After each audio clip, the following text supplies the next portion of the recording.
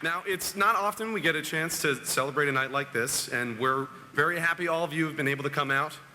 We're here tonight to honor the lifetime of activism Mrs. Crowe has led over her years, and we're lucky enough to have her friend and host of Democracy Now!, Amy Goodman, here as well.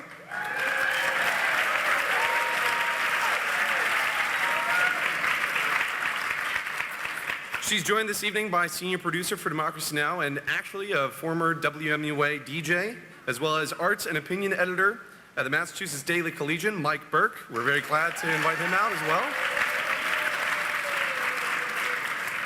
Now, while tonight is a celebration of Mrs. Crowe and her achievements, her longtime dedication to fighting for our democracy, it's also a night to celebrate that democracy and the rights we have to speaking out publicly for what we believe in, what we should defend, and what we should take action for. Rights which, as Francis serves as an inspiring reminder, should be exercised by all of us. For this event, we've asked Amy and Mike to join us, of course, because of our immense respect for the show and our pride in being able to provide it to the Pioneer Valley, but also because of the nature of the news service of Democracy Now! In our current corporate media landscape, many of us can easily be disheartened by the lack of coverage serious issues get from the mainstream press. For the amount of noise the news cycle generates, there's a great deal of silence on topics maybe best kept out of the public eye for those who have a staggering amount of influence in the media industry. It's on outlets like Democracy Now! Where we find stories and sources which can be found nowhere else, stories which we as a public need to hear but often don't. Now, Amy herself is an incredibly talented journalist and an even more brilliant author. Democracy Now! Broadcast over 1,200 TV and radio stations across the country and the world, and one of them, Salem Access Television in Salem, Massachusetts, was broadcasting her show about 11 years ago. And that was when I first caught the program. I'm honored now to be a part of an organization like WMUA, which carries such programming today, and one which we've been able to invite Mike here this evening, her and Mike here this evening. Now, this might come as a surprise, but it actually wasn't some thirst for knowledge when I was 10 years old that had me watching Amy's program 11 years ago in Salem on community television. My parents were actually tuning in. So when I was preparing for this evening, I asked them if they happen to have a copy of the many books that she's published over the years, or that she's put out. They found one which was actually inscribed my brother, who was a student here at UMass many years ago. And he was working as a campaign organizer, moving door to door, looking for support here in the Valley. One woman came to the door while he was doing this and gave him a copy of Amy's 2008 work, Standing Up to the Madness, co-written by her brother and fellow journalist, David Goodman. Now, on the back cover, she had inscribed, "Please do everything your heart calls you to do to save our democracy." And it really isn't a surprise that such advice had been given to him in the form of this book. So if you'll indulge me, I'd like to read a short excerpt from it. Protesting is an act of love.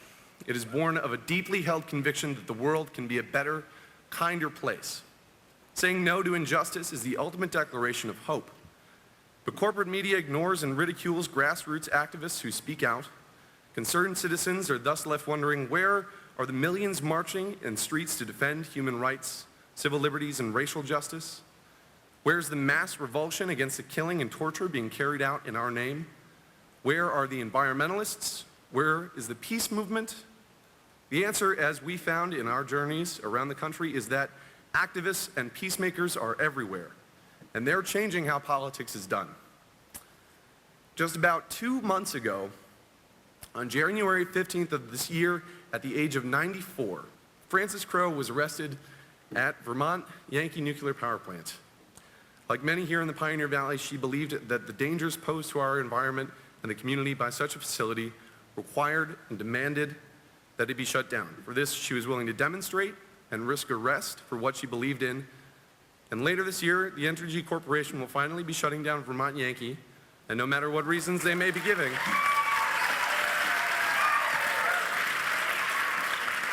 no matter what reasons they may be giving for closing the plant down, I'm sure much of this outcome is due in part to people like Francis.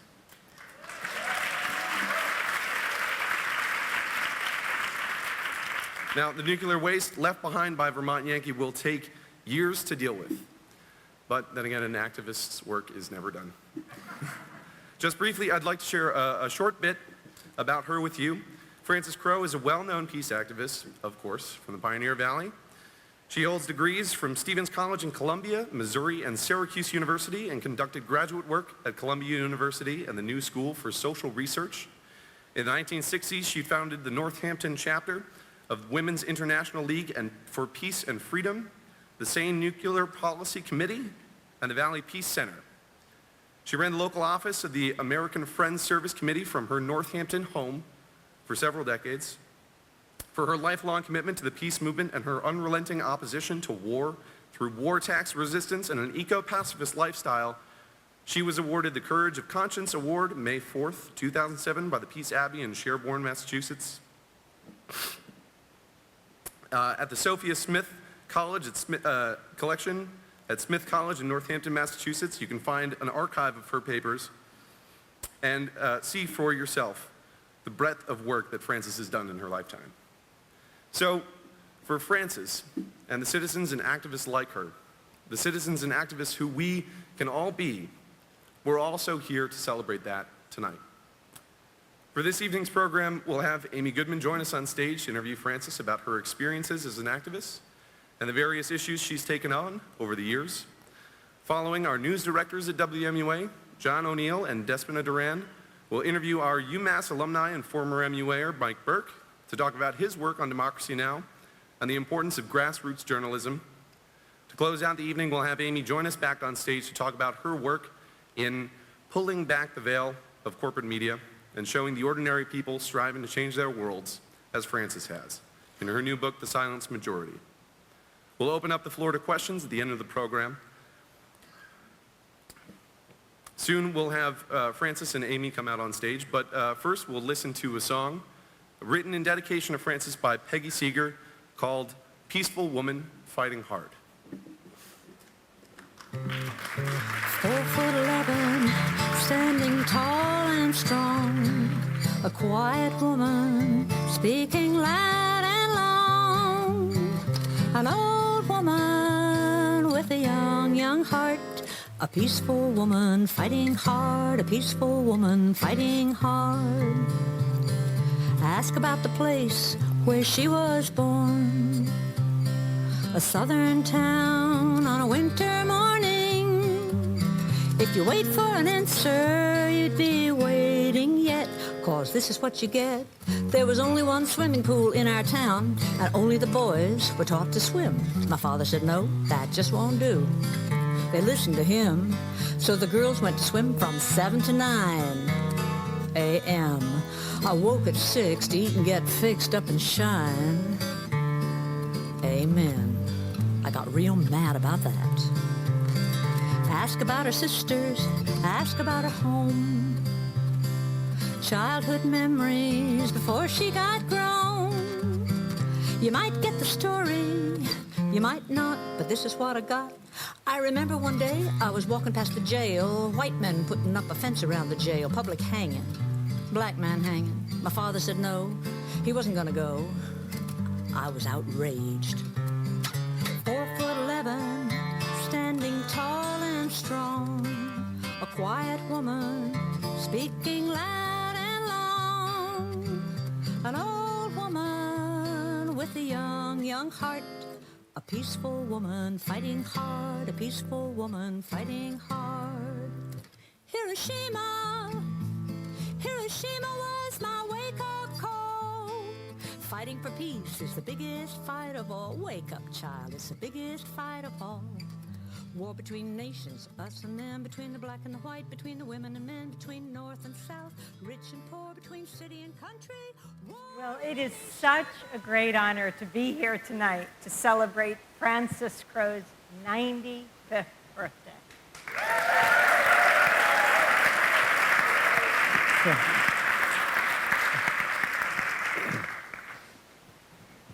Frances, how does it feel?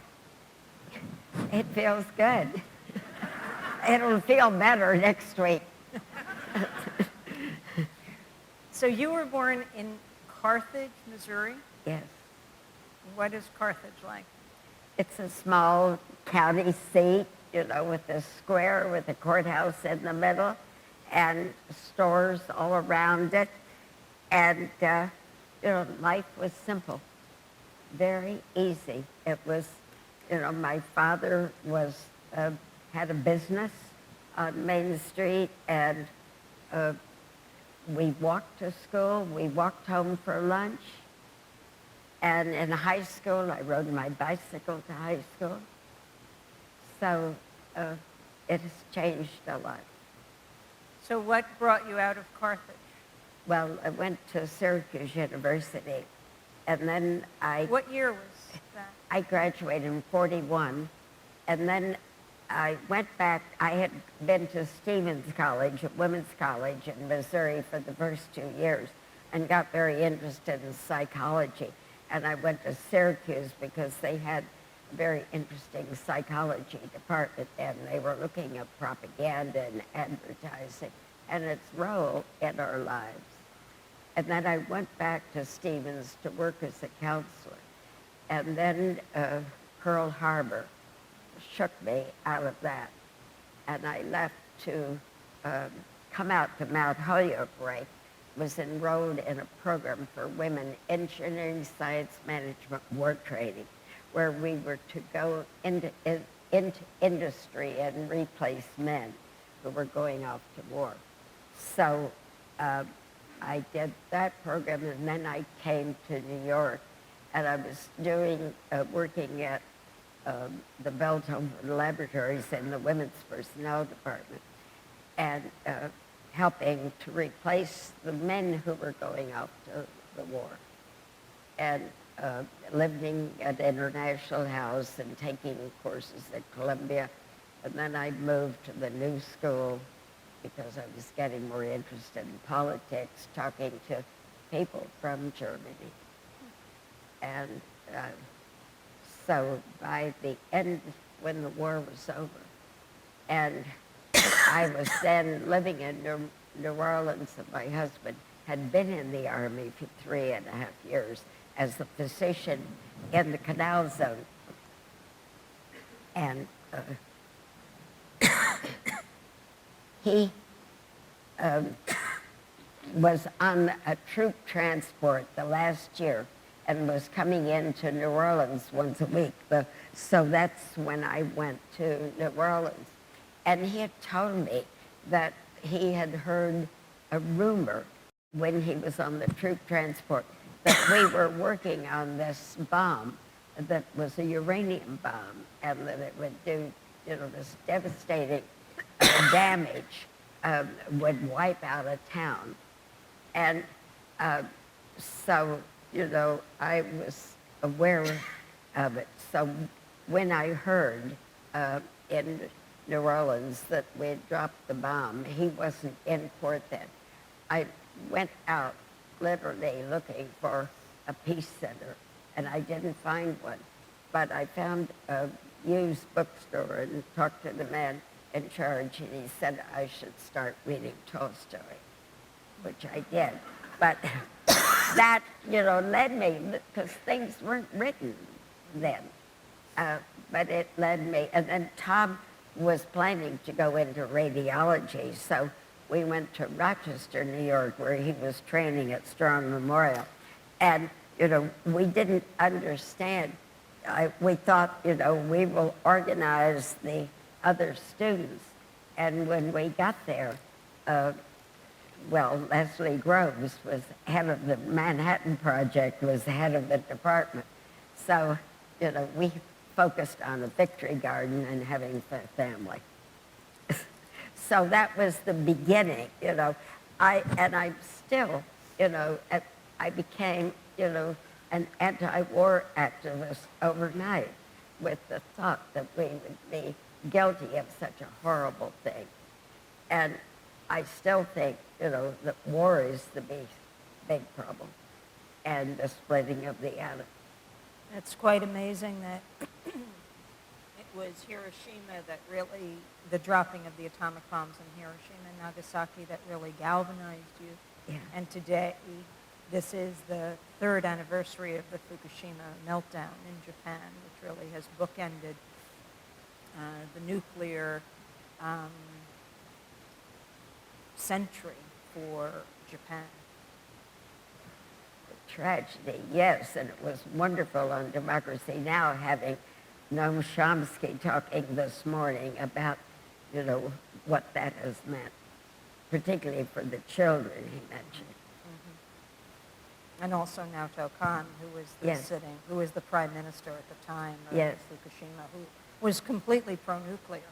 And then in one fell swoop, when he thought he might have to evacuate 50 million Japanese from Tokyo, said, we cannot bear this risk. And so became anti-nuclear overnight. And the tragedy of all the people, the evacuees living in schoolhouses, afraid to go out to play outside. So Hiroshima and Nagasaki really galvanized you, but you were clearly a woman with a purpose from early on. Yes.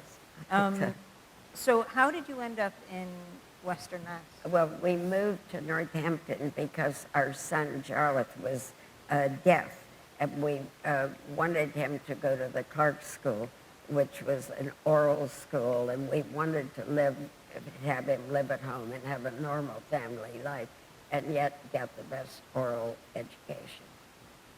And You have 3 children, we have 3 children. a daughter and 2 sons. Yes. And Jarlath is just retired from the working for the Fish and Wildlife Service as a marine biologist for many years. And so, and Northampton was a wonderful community to come to. And Tom was the first radiologist in Northampton. And with the emerging colleges and a lot, wonderful community of people. So that it's been not that difficult to mobilize people. When did you first get arrested? It was on International Women's Day in 1973 at Westover Air Force Base, where we had Women Against the War group, and we dressed in conical hats as Vietnamese women, and we put white paint on our face and red paint to represent the blood, and walked through, crowds, people to try to get attention.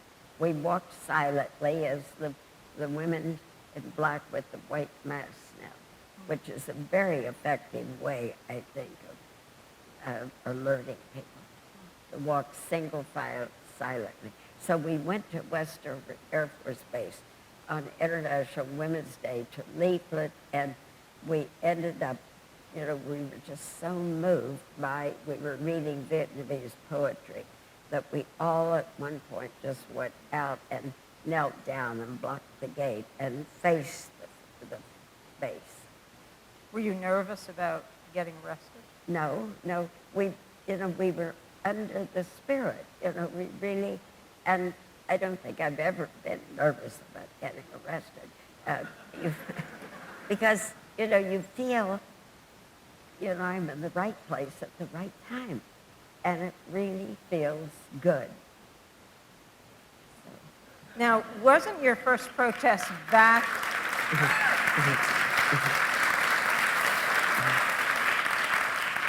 Wasn't your first protest back in Missouri? Well, when I was in high school, they were planning to put in ROTC in the high school, and they were, planning to have a new gym for the boys. And some of my friends, the women, said, why don't we have physical education for women? And so we got a petition together, and we got a lot of signatures on it, and we took it to the superintendent of schools and presented it to him. He said, it's a good idea, but we have no money. So we didn't have a physical education. So who put protest in your blood? Well, I don't know, but 19, Did your parents support your protests in high school? no, no. But they were deeply moral, ethical people. And they were really looking to do the right thing. And I remember once at sort of maybe 35, there was a protest in Carthage when all of the ministers went and protested downtown. And I think it was in connection with the ROTC coming into the school. And I was impressed that all the ministers were there vigilant.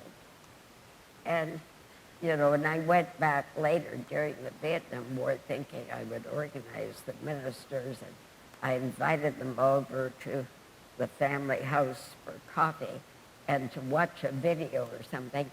And they all, you know, watched the video, took the coffee and the cookies, and said nothing.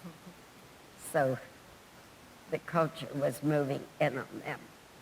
Well, clearly here in Western Mass, you started many groups. I mean, you started the WILF chapter here, the Women's International League for Peace and Freedom, Insane Freeze as well. Talk about how important movements are. I think they're extremely important because people shouldn't work alone. I think it is too hard. And I think that we need to dialogue, listen to one another, and that's where the creativity emerges. So I think that, you know, WILF was a very safe, wonderful international organization with great traditions, and it was a good way to begin. But then, you know, the women's movement came along, and many of the women, you know, wanted to go back to graduate school or get jobs. And I think I felt I had work to do, and I was just going to continue, which I did. Nuclear power has been also an extremely important issue to you. Your T-shirt says no Yes. nukes. Vermont Yankee, you've been arrested at several times. Why nuclear power? Well, I think that nuclear power came out of the nuclear weapons. You know, it was kind of the safe thing. I think nuclear power was used to sell the idea of nuclear weapons and the uranium. The peaceful atom. Yes, for the peaceful atom, yes. And I think much that came out of the nuclear weapons, they needed the nuclear power for the materials for the nuclear weapons. So they went on, you know, building more and more nuclear weapons. And, you know, then in 1979, we started the Sane Freeze movement, started here. And then we decided that Randy Forsberg had come out with this idea that what we should do would be to freeze nuclear weapons and slowly begin to get rid of them. And so Randy Keeler and others of us worked to start the freeze movement here.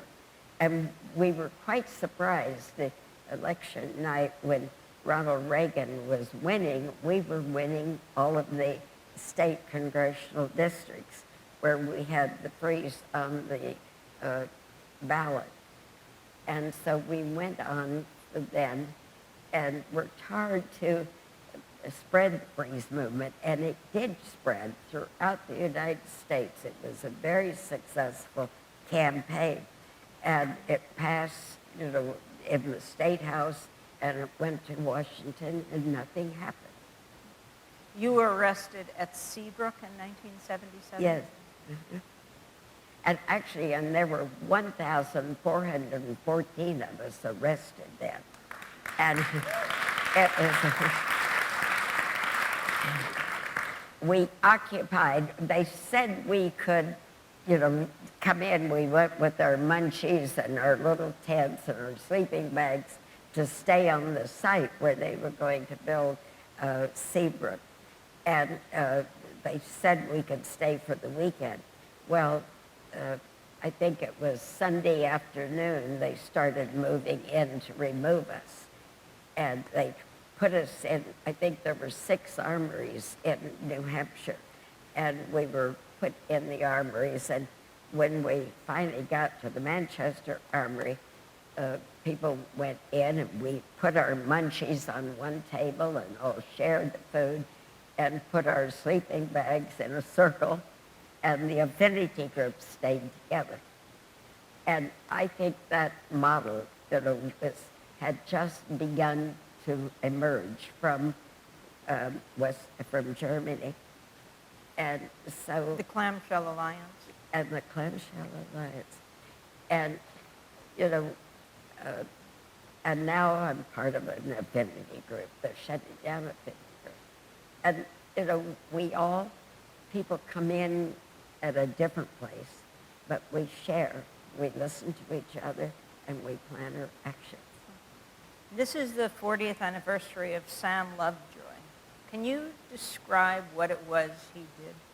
Well, Sam Lovejoy had been a member, active in the Students for Democratic Society, which was very active in this valley on the campuses. And the students, and Sam had finished at Amherst College, and he was living out at the Chestnut Hill farm in Lever, where they were, you know, trying to live the alternative lifestyle, growing their own food and downsizing, living simply. And then there was the news that they were going to build a nuclear power plant in the Montague Plains. And so they put up a tower with a light on it because they were testing the wind and trying to see if it was a good place for They were going to put something like $1.5 billion into this very impoverished community. Yes.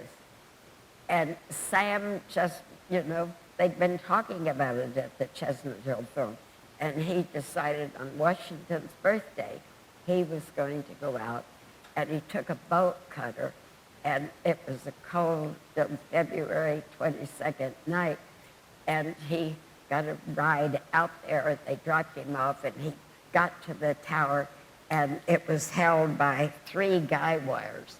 And he took the boat cutter to the first guy wire, and it whipped around, and he was lucky that he wasn't decapitated.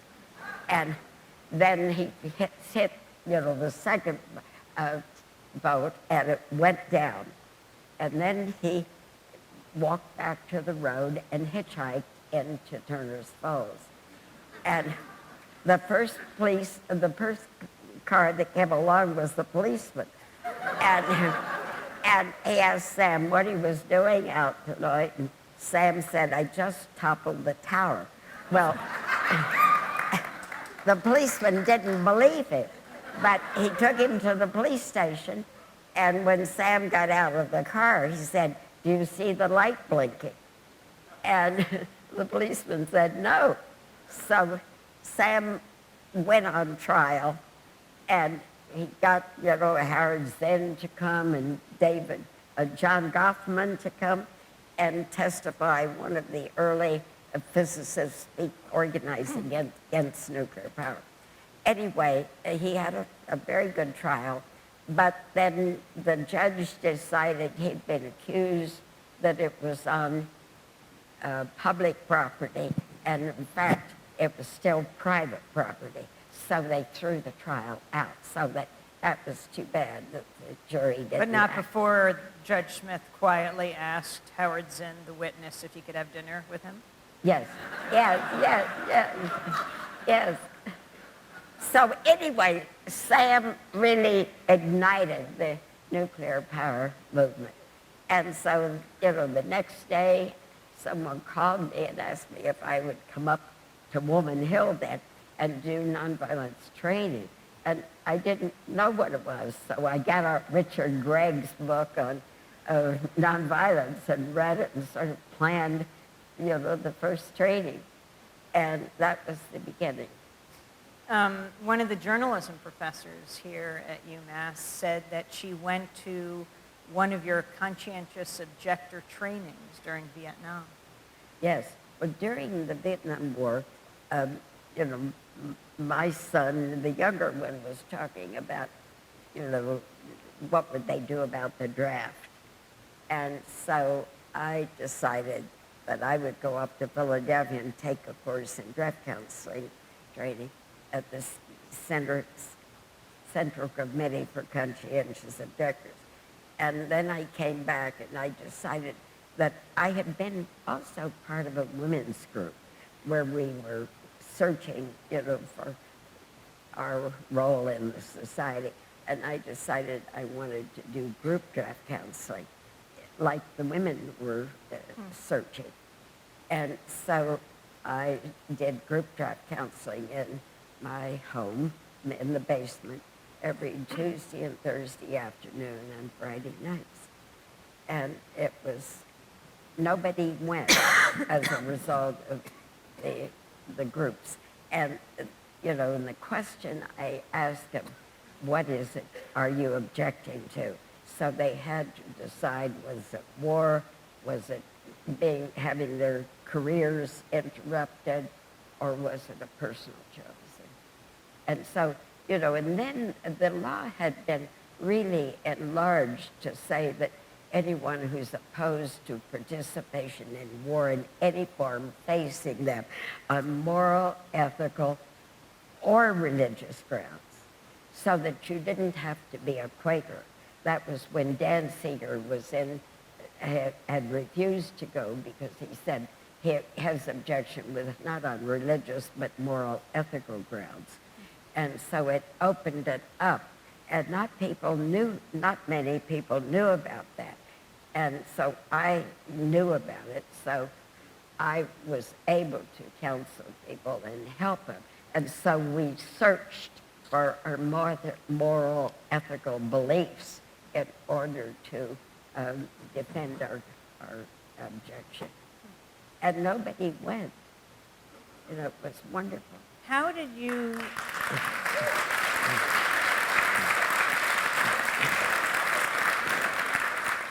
How did you engage in all of this protest and organizing and raise your family at the same time? Well, you know, when I was really acting was when the kids were sort of away, going away to school. And so that I didn't feel, and, you know, I can't, a lot of it I did between. You know, the women were on the phone all the time organizing, like for Sane Free, the speaking engagements for the men.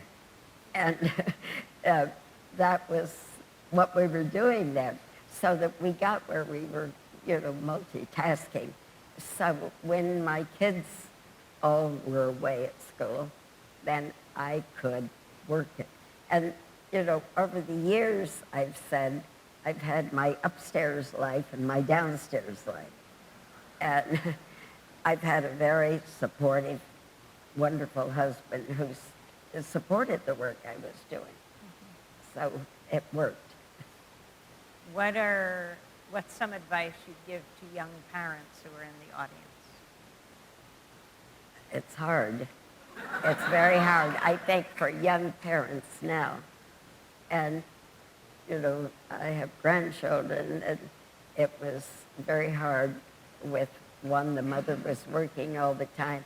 And I asked her yesterday, in fact, I said, you're so well organized in your personal life. How have you done it? She said it was when I had Rosa that I really knew I had to get organized to, you know, to carry on and teach. And she managed. So. Has the nature of your organizing changed over the decades? Yes, I think so. You know, we tried referendums. We put, you know, Star Wars and test ban agreements, and well, there was another one, all dealing with weapons of war. And they all won.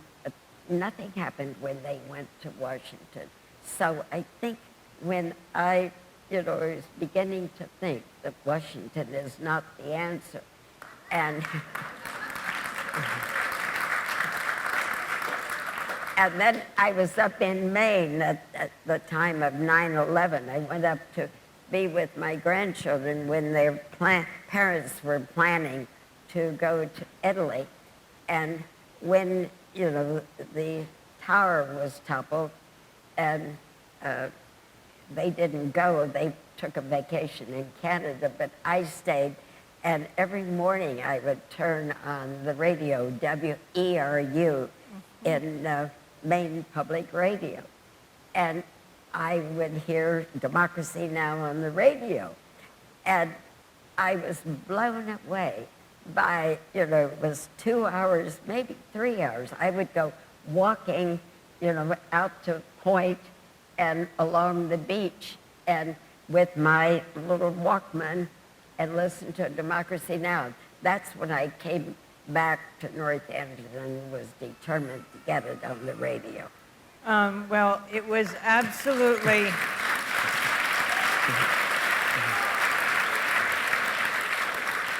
It's truly remarkable how you ended up getting Democracy Now! Here in Western Mass. You set up your own pirate radio station? Yes. When I went to, the National Public Radio stations, and they said it wasn't their kind of broadcasting, and then I went to all of the colleges stations and no one was interested, so I decided that, I should be broadcasting it myself.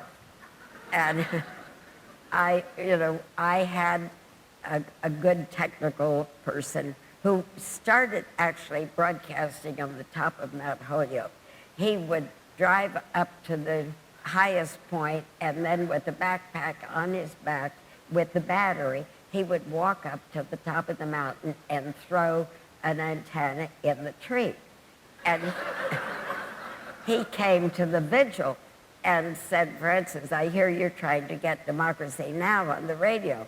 Try it, listen on Monday. He said, I'm broadcasting it from the top of Mount Holyoke.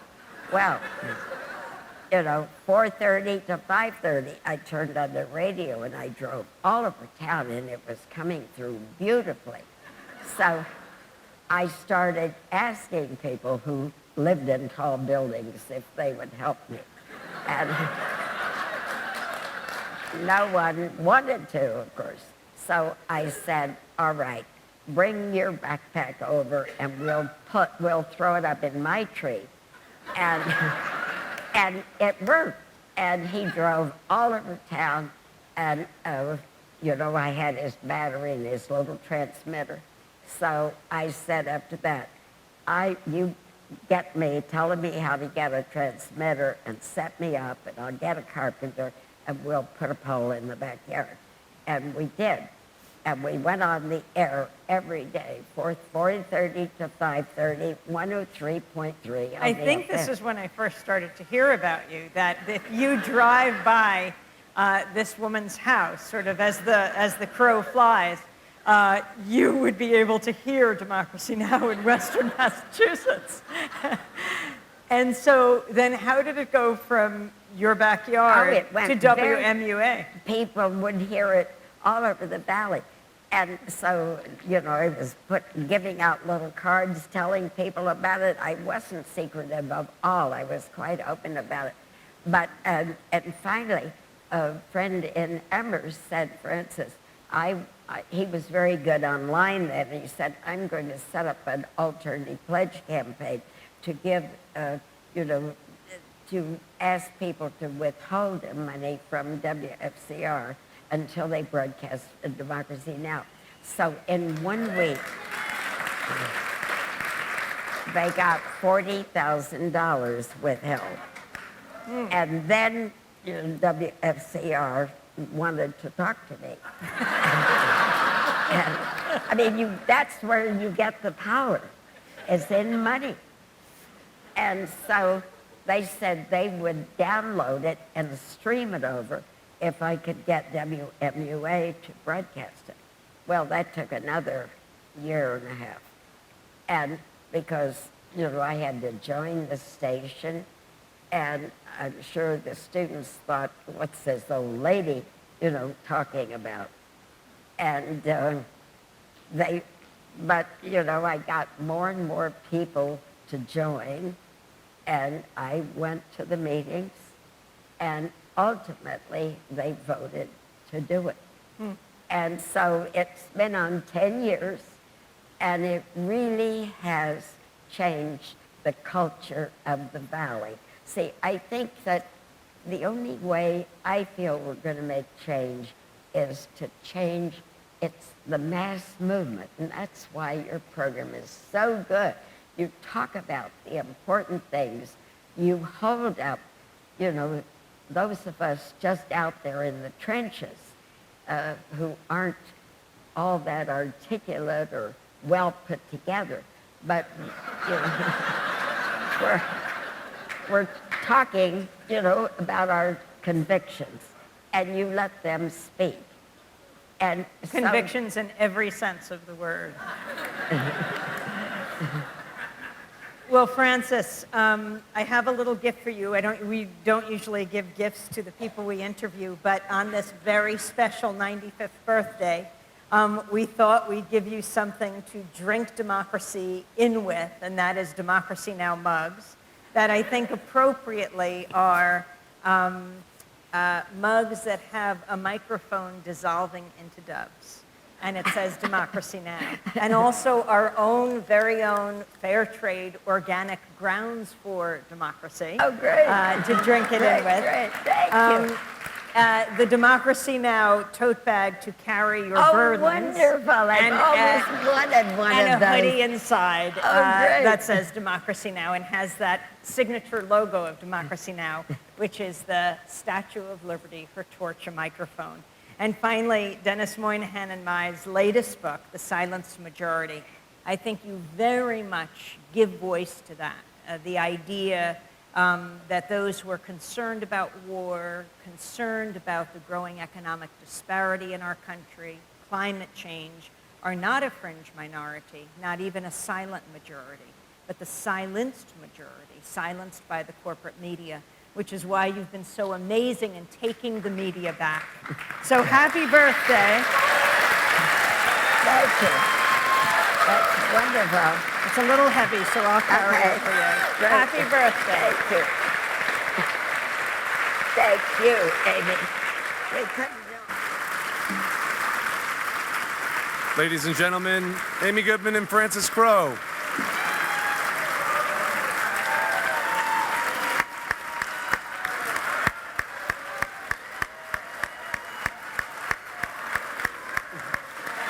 Do you?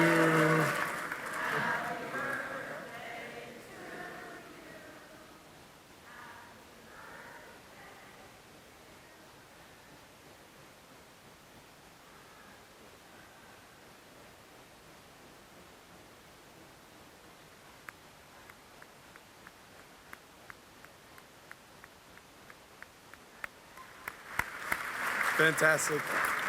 Well, so Mike has told me that is definitely a tough act to follow, but I think that they can pull through. Next, we're going to have our news directors at WMUA, John O'Neill and Despina Durand, interview Mike Burke, the senior news producer for Democracy Now!, where he has worked since 2002.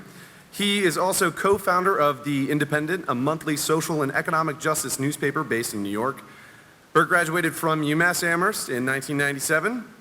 During his time at UMass, he served as an arts and opinion editor at the Massachusetts Daily Collegian and hosted a late-night music show on WMUA called The Sound Is Now.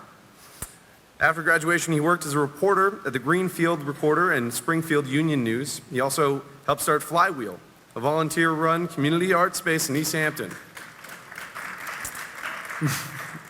Well, so we'll have John and Despina come out and talk to him about his experience with student media at UMass Amherst and how it put him on a path towards a career in journalism, and where Democracy Now!, shows like Democracy Now! And grassroots journalism falls into our mediascape in the United States. So if you would join me in welcoming John and Despina to the stage, and Mike Burke of Democracy Now!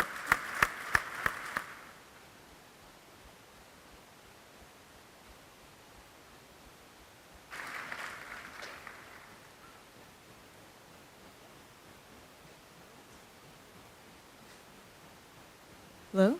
There we go. There we go. Hi, Mike. Hello. How you doing?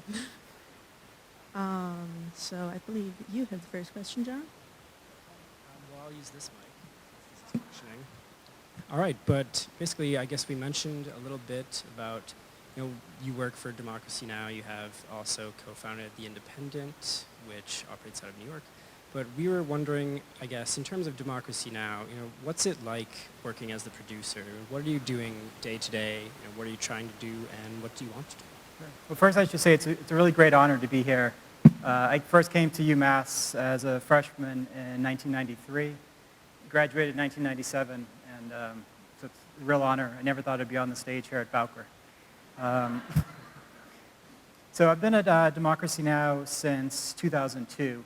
It was shortly after the program transformed from just a radio show into a TV show.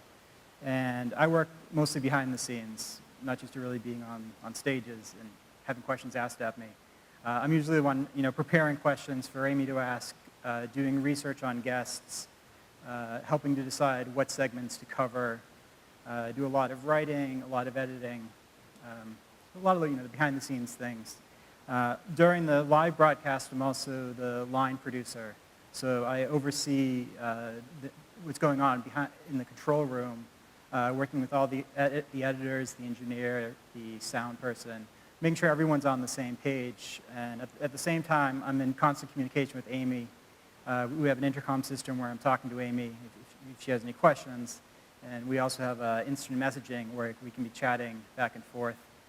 Sometimes during the show, you can actually hear Amy typing, and often she's typing back to the producers in the control room. Maybe tweeting at each other too, certain times during the casts, or graphs. But so we've talked about what you're doing at Democracy Now! You work as a producer, you work behind the scenes, you're doing a lot of writing and editing, and we mentioned at the very beginning that you sort of got your start, here at UMass, working at WMUA and working at the Collegian. So I just wanted to get a sense of, how did you move from that to Democracy Now! What was it like working at these student media organizations for you? Well, when I first arrived at UMass, I thought I wanted to become a high school history teacher, and I majored in history and with a minor in education. And it was almost by chance that I got involved with journalism.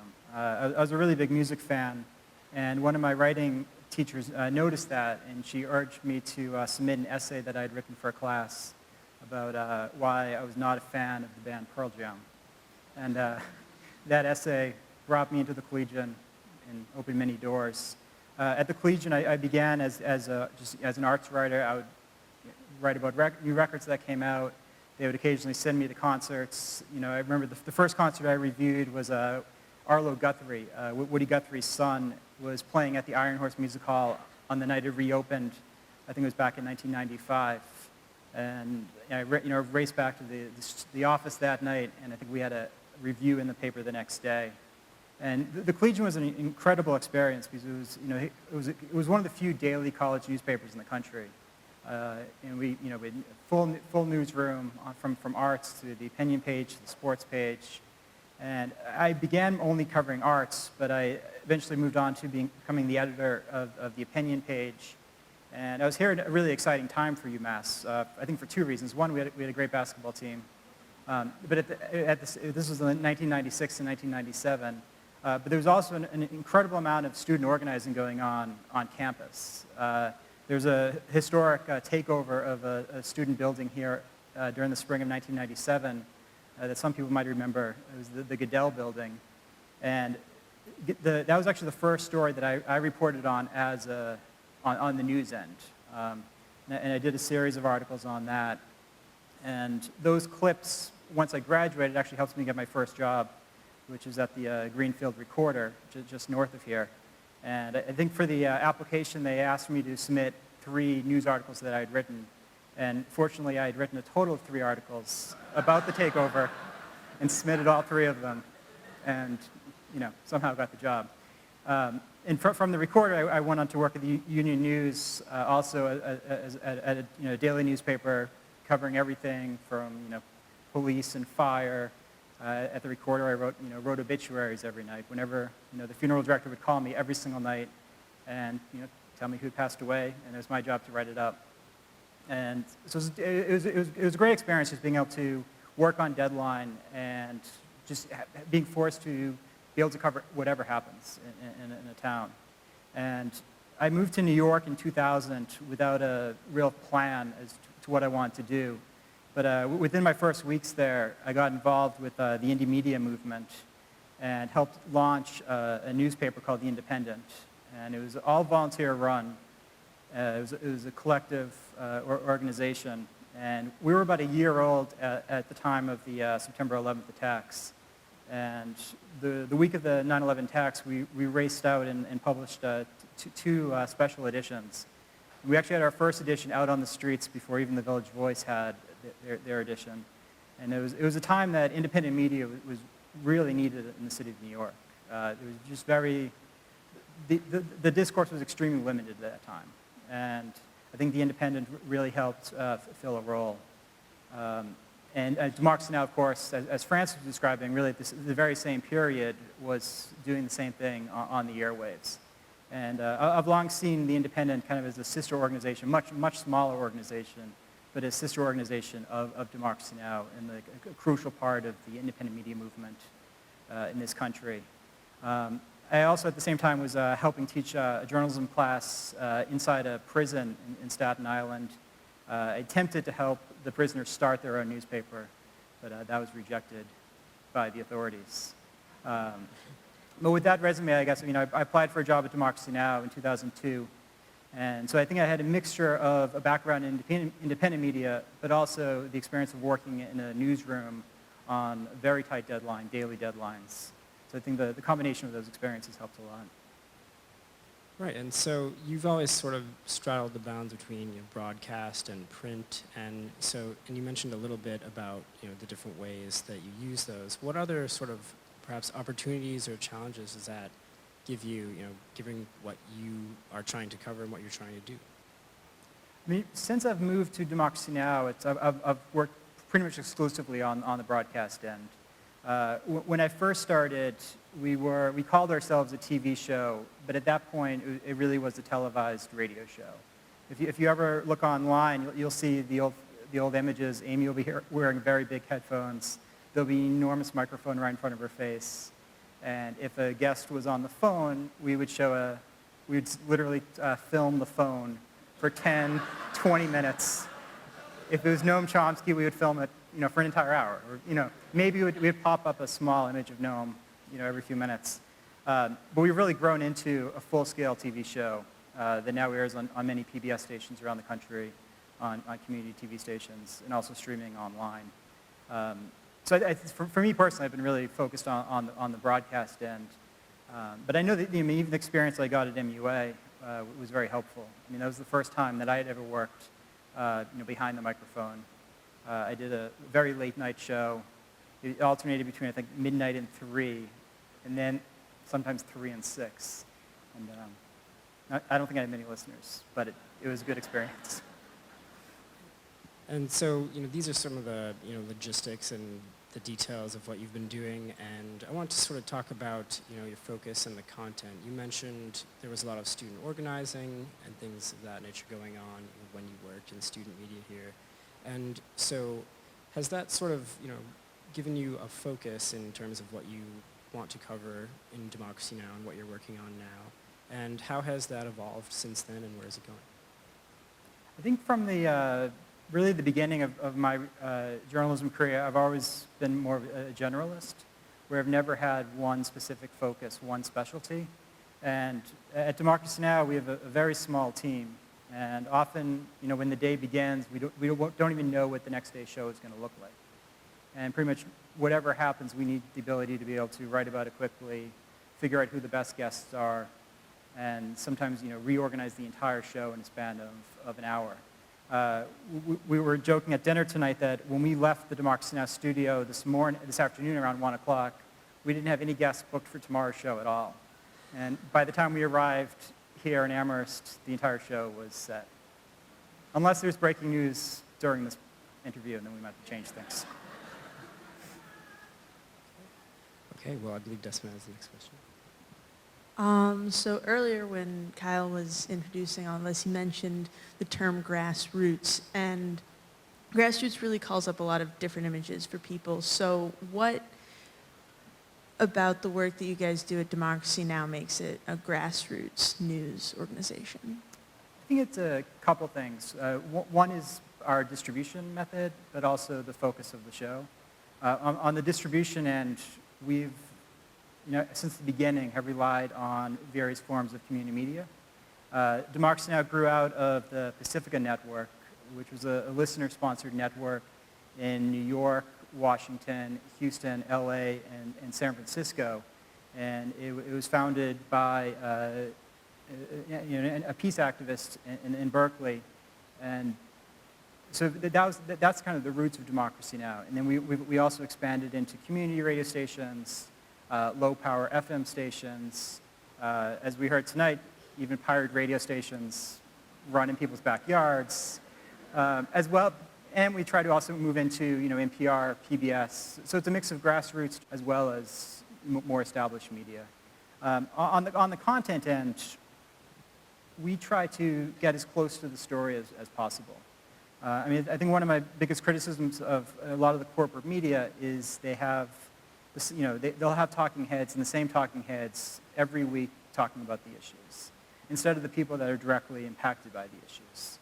Whether it's people out of work, or whether it's victims of U.S. foreign policy, or whatever else is going on abroad. We had a remarkable show last week. We had a man named Eddie Conway come on the show. He was a former Black Panther. He was an organizer in Baltimore. He'd spent 44 years in jail. And he was released, I believe it was on Tuesday afternoon, and he was on our program the very next morning, less than 24 hours after coming out of jail.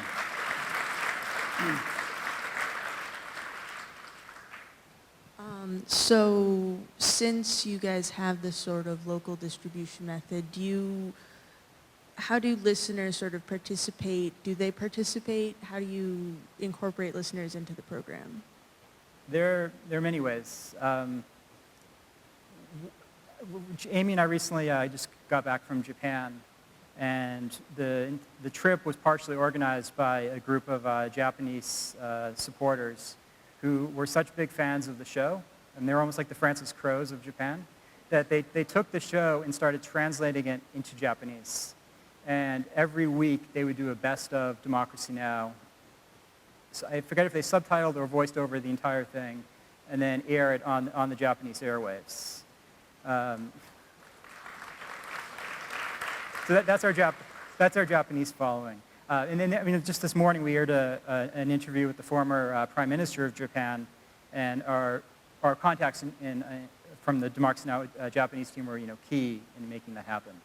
We'd arrived in Japan with almost, we had no way of reaching the former Prime Minister, but these listeners, longtime supporters did, and were able to set up that interview. We also rely on story suggestions all the time from listeners. If anyone has a story, you can just email us at stories@democracynow.org. We're very active on social media, on Facebook, on Twitter. I remember in the early hours after the earthquake in Haiti a few years ago, we were desperately trying to reach anyone in Port-au-Prince. All the phones were down.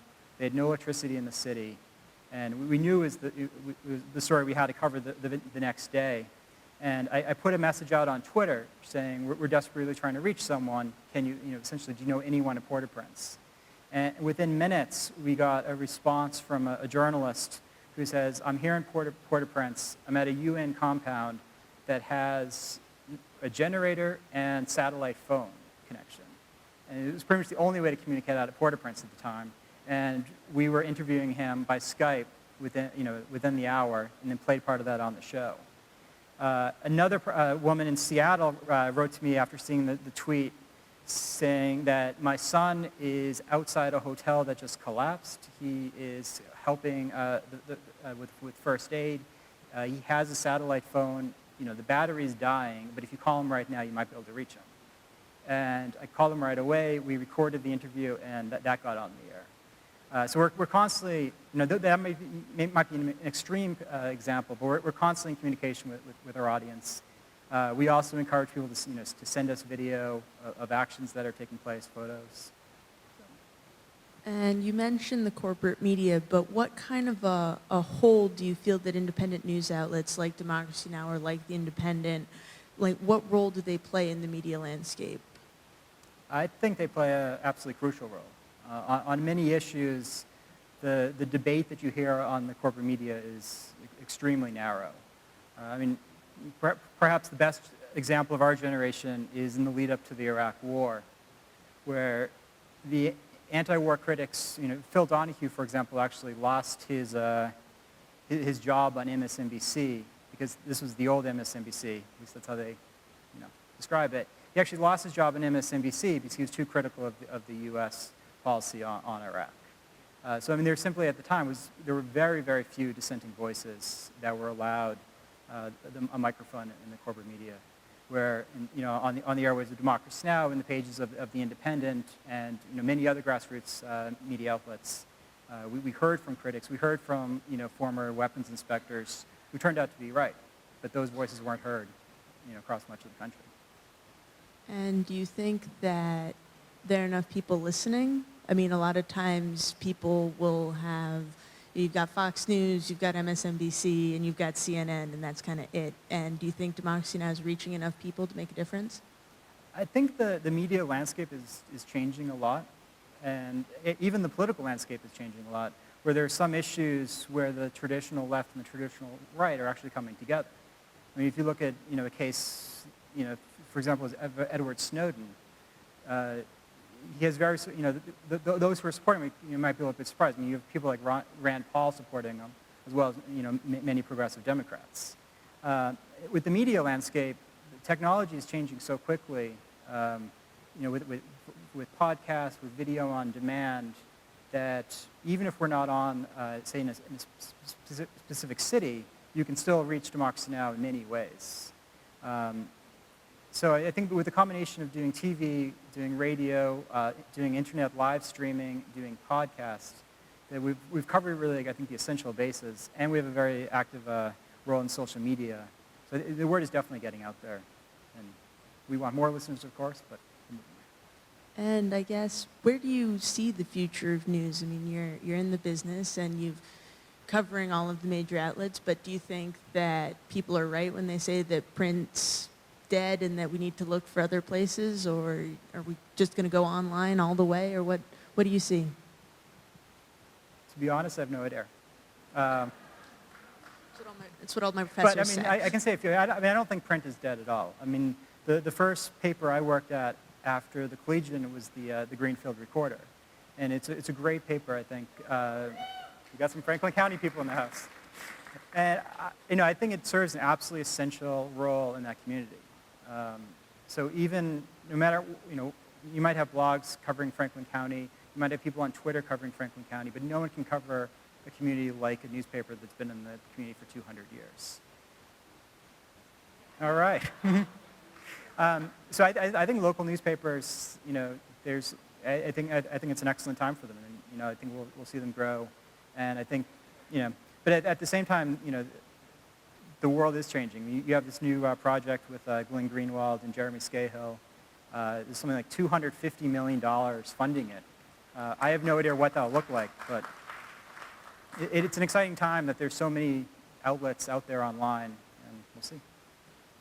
All right. Thank you very much for joining us, and yeah. All right. John O'Neill, Despina Durand, and Mike Burke of Democracy Now! Thanks, guys.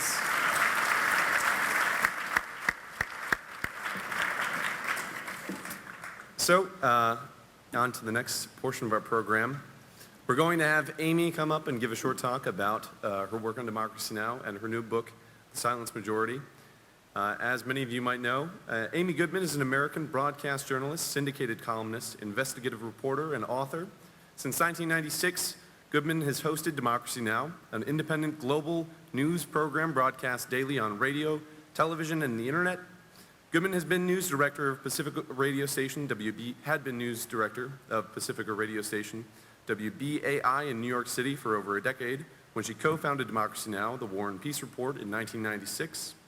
Since then, Democracy Now! Has been called the most significant progressive news institution that has come around in some time by professor and media critic Robert McChesney. She's a recipient of numerous awards, including the Thomas Merton Award, a Right Livelihood Award, and an Izzy Award for Special Achievement in Independent Media. In 2012, Goodman received the Gandhi Peace Award for a significant contribution to the promotion of enduring international peace. Goodman is the author,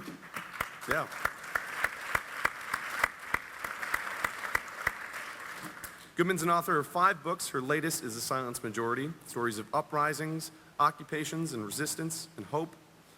This timely new sequel to Goodman's New York Times bestseller, Breaking the Sound Barrier, gives voice to the many ordinary people standing up to corporate and government power and refusing to be silent. The book pulls back the veil of corporate media, reporting to dig deep into politics of climate apartheid, the implications of the Fukushima nuclear disaster, the movement to halt the execution of Troy Anthony Davis, and the globalization of dissent from Tahrir Square to Liberty Plaza. Throughout, Amy and Dennis show the work of ordinary people working to change the media and change the world. So, if you would mind joining me in welcoming Amy Goodman of Democracy Now!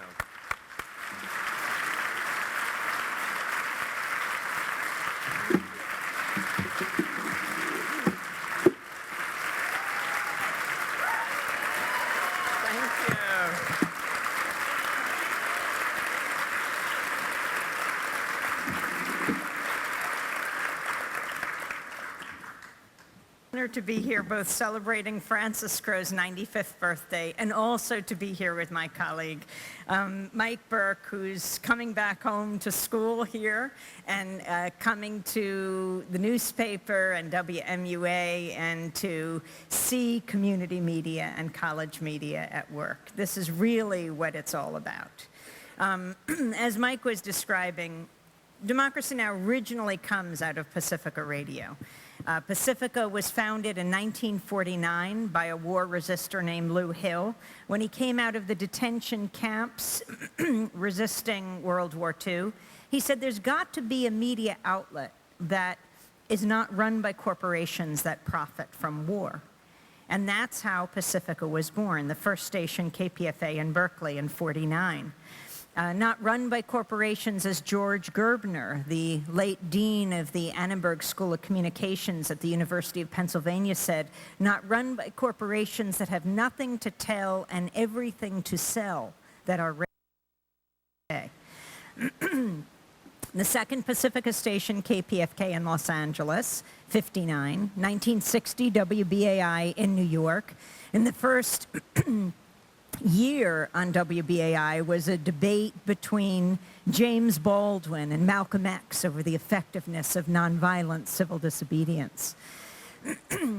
WPFW is the 5th of the 5 Pacifica stations in Washington, born in 1977, and KPFT went on the air in 1970, the 4th of the 5 stations. It's a very unusual station in the midst of the Petro Metro in Houston, Texas. It's the only radio station in the country whose transmitter was blown up by the Ku Klux Klan. They strapped dynamite to the base of the transmitter. It was the first weeks of operation in 1970, and they blew it to smithereens. When KPFT got back on their feet and rebuilt that transmitter, they were playing Arlo Guthrie's Singing Alice's Restaurant, and they blew it up again. Now, I don't know, it was the Ku Klux Klan. I just am not sure if it was the Grand Dragon or the Exalted Cyclops, because I often confuse their titles. But he said it was his proudest act, and I think that's because he understood how dangerous independent media is. Dangerous because it allows people to speak for themselves. And when you hear someone speaking from their own experience, whether it's a Palestinian child or an Israeli grandmother, an uncle in Afghanistan, or a woman whose family's been blown up in a drone strike in Pakistan, you begin to understand where they're coming from. It breaks down stereotypes and caricatures. You don't have to agree with what you hear. How often do we agree, for example, with our family members? But you start to find common ground. And I really do think that's the beginning of peace. The media can be the greatest force for peace on earth. Instead, it is all too often wielded as a weapon of war, which is why we have to take the media back.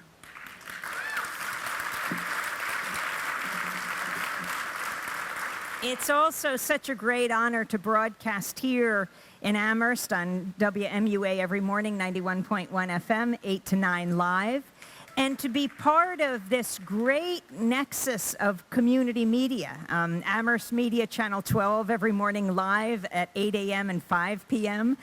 In Northampton Community Television, Free Speech TV, Link TV, on community media in Greenfield, and WMCB in Greenfield Community TV, Channel 15, so many different. I hope all of you got these flyers and you can take gobs of them, leave them in coffee shops and laundromats.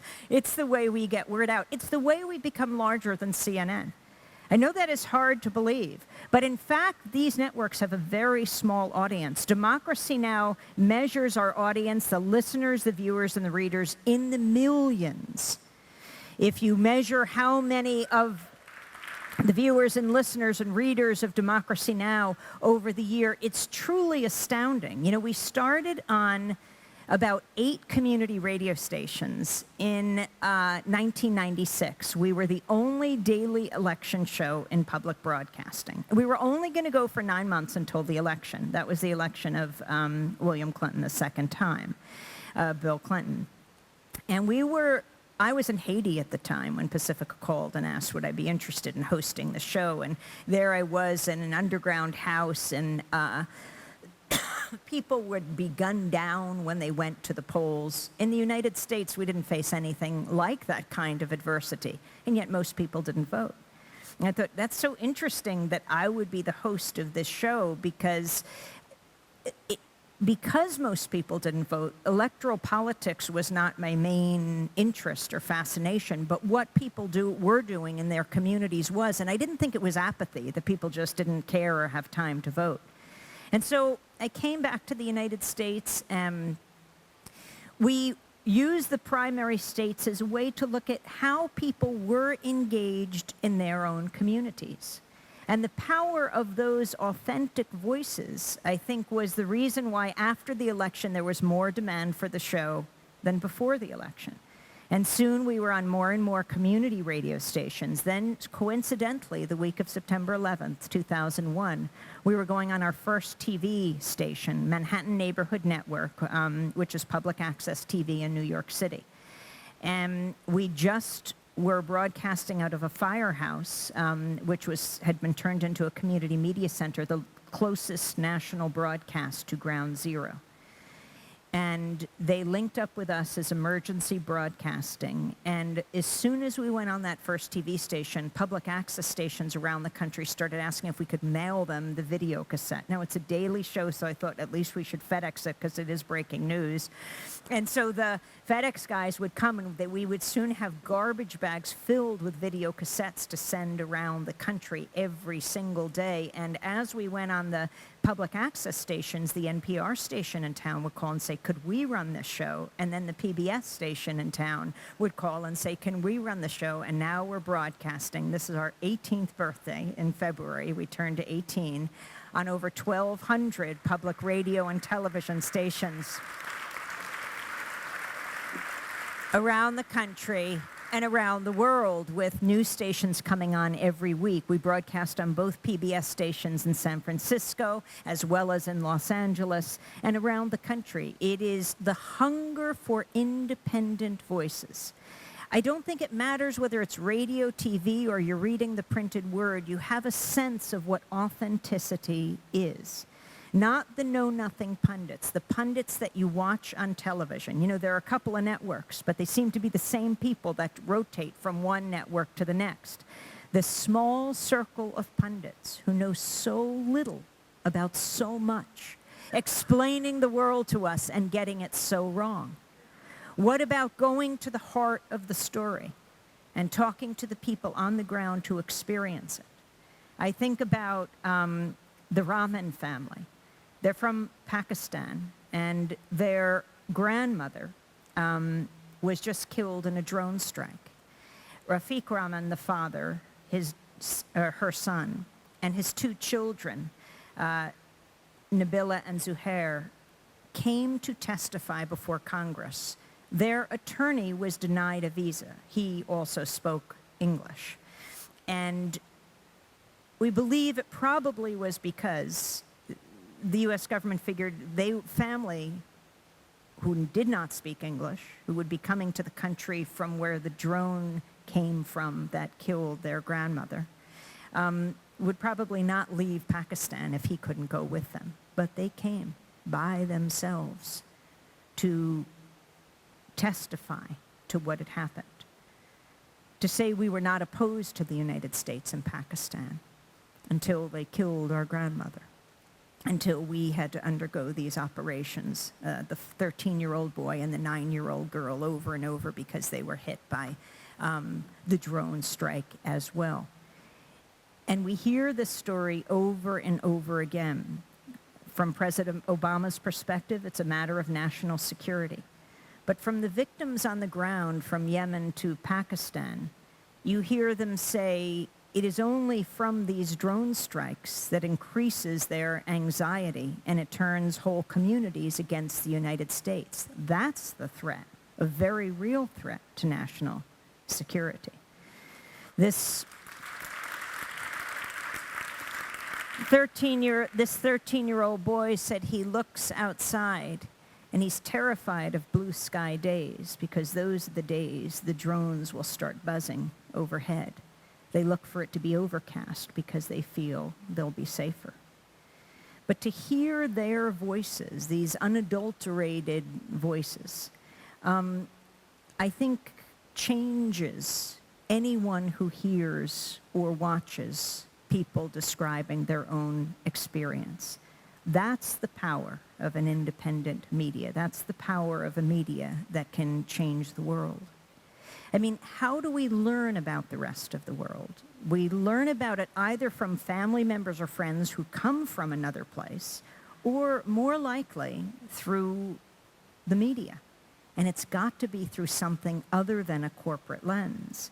And it's particularly important that the rest of the world hear about us through something other than a corporate lens. I am inspired talking to Francis, going back to World War II when Pacifica was founded, for example, the original story of independent reporting. It's the story of the coverage of the bombing of Hiroshima. You know, we just came from Japan.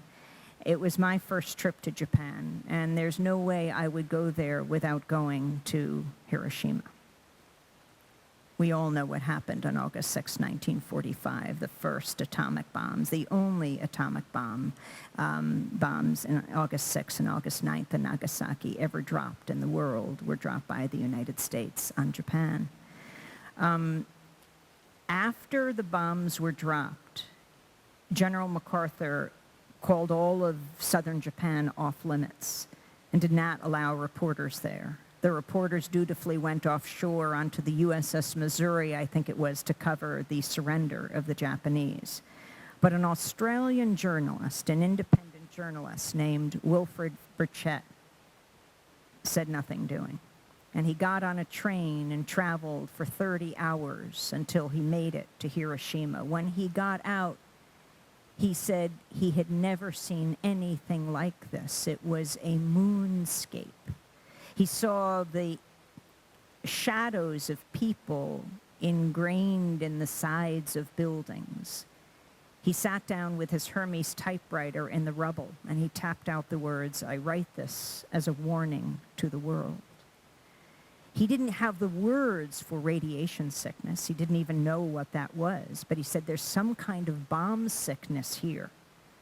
He'd arrived a few weeks later, and he saw people dying later with their hair falling out, with their skin hemorrhaging. He called it a bomb sickness. The U.S. government, Leslie Groves, the Manhattan Project, where the atomic bomb was developed in New Mexico and Los Alamos, was enraged at these reports. They had to counter what he called the Japanese propaganda. And so they called a group of reporters to New Mexico to come to the area of the Trinity test to prove there was no radiation there. The driver that drove Groves and some of the reporters, a 29-year-old soldier, ultimately died of leukemia because he would stand in the crater at the behest of Leslie Groves to show there's nothing wrong here. They brought to New Mexico their star reporter, the government star reporter, named William Lawrence. He was a Pulitzer Prize-winning science reporter for the New York Times. He was their best weapon. He'd actually flown in the squadron that dropped the bombs on Nagasaki and described that bombing, said one would be awestruck to see the supernatural explosion. He said any sculptor would be proud to have crafted it. He denied that there was radiation sickness. He went to New Mexico, but he also covered the bombings of Hiroshima and Nagasaki. And he did a series of 10 articles for the New York Times. He won the Pulitzer Prize for his reporting. What we didn't know at the time, in March of 1945, before the bombs were dropped, Leslie Groves came to the New York Times in New York and had a secret meeting with William Lawrence and put him on the payroll of what they called the War Department, the Pentagon at the time. So he was writing the press releases for Secretary of War Stimson and President Truman. And he was also writing his pieces denying radiation sickness for the New York Times, the original embedded reporter. My brother, journalist David Goodman and I, wrote a book about the Timesman getting this Pulitzer, and went up to Columbia University where the Pulitzer Committee is housed and put in a petition for the Times and William Lawrence to be stripped posthumously of that award. It's very important that journalists are independent. There's a reason why our profession, journalism, is the only one explicitly protected by the U.S. Constitution, because we're supposed to be the check and balance on power. It's absolutely essential to the functioning of a democratic society. And then we move forward to 2014 when we had a chance to go back to Japan. And you look at how Japan is bookended from the dropping of the atomic weapons on the country in 1945 to experiencing this triple meltdown in 2011 with Fukushima. And it was very instructive, as it often is when you go to another country, to learn about your own, because we were going to the protests outside the Prime Minister's residence just about a month ago. The overwhelming majority of the Japanese are opposed to nuclear power, but if you watch the media, you wouldn't have any sense of that, because the media is so heavily influenced by what's known as the nuclear village, the nuclear power companies that so control Japan, that Naoto Kan, the prime minister at the time, was a part of and supported and believed in, until Fukushima happened. And he tried to get a straight answer from TEPCO, the Tokyo Electric Power Company, about what he needed to do, what was happening at the plants. And he realized he was being managed. He wasn't being told the truth. He was being given political responses when he had the responsibility of his entire nation on his shoulders. These were his colleagues, the ones he was talking to, the ones he trusted the most. He was completely pro-nuclear.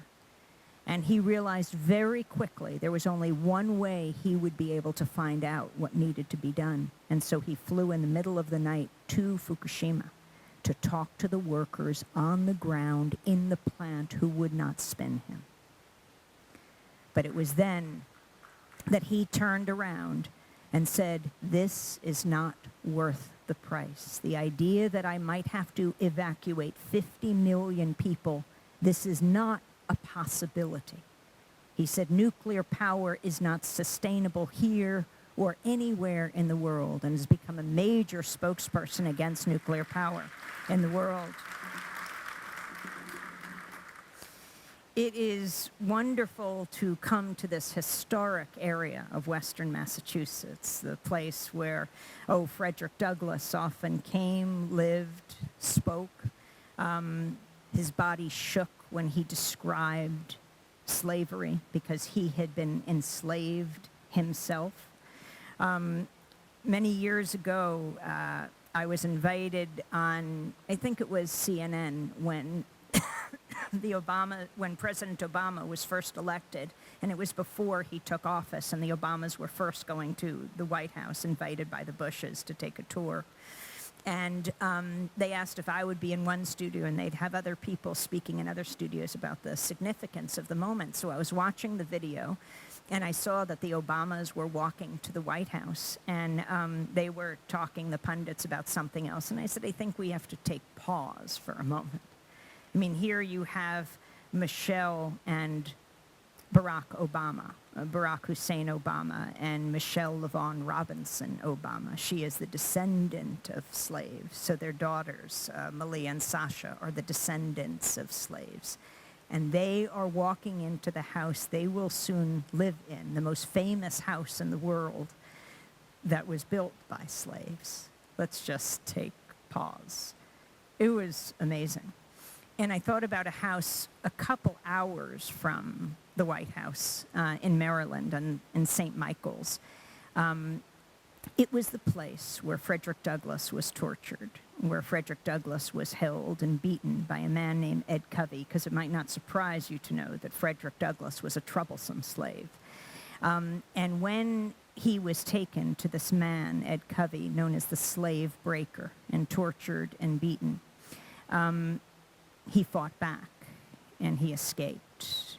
He came north, and he changed the world. He established the North Star newspaper. He first took refuge in New York at this little brick building in Lower Manhattan, where a man named David Ruggles, also known in this area, born a free black man, had a printing press, and that's where he first took refuge.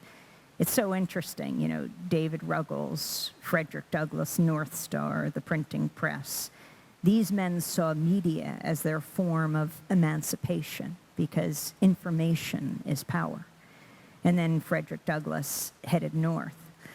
That property, owned by Ed Covey, was called Mount Misery.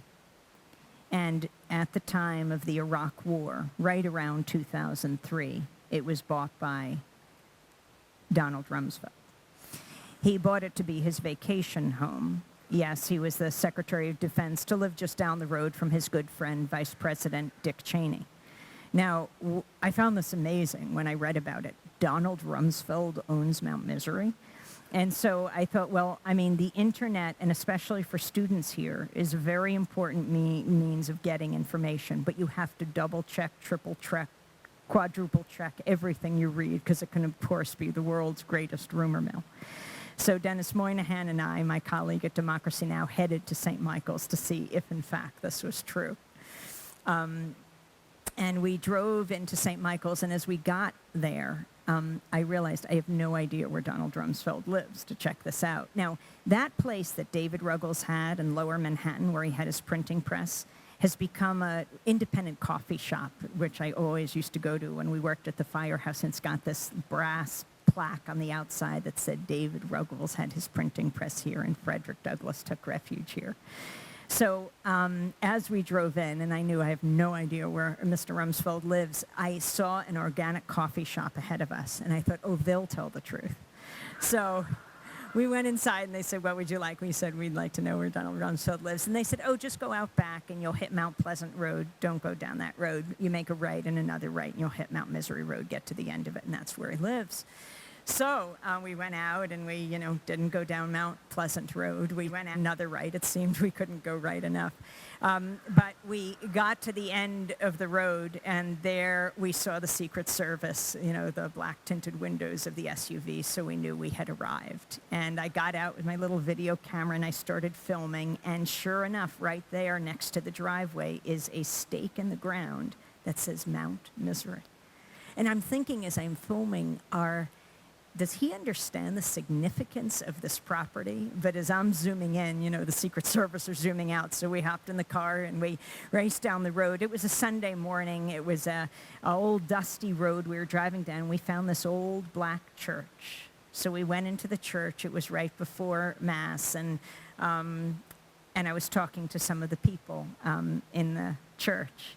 And I said, excuse me, I was wondering if you could talk about how historic this area is. It's where Frederick Douglass was born. It's where he was tortured at Mount Misery. And now Donald Rumsfeld, who's known for torture, owns Mount Misery. And she said, I can't comment right now. We're in church.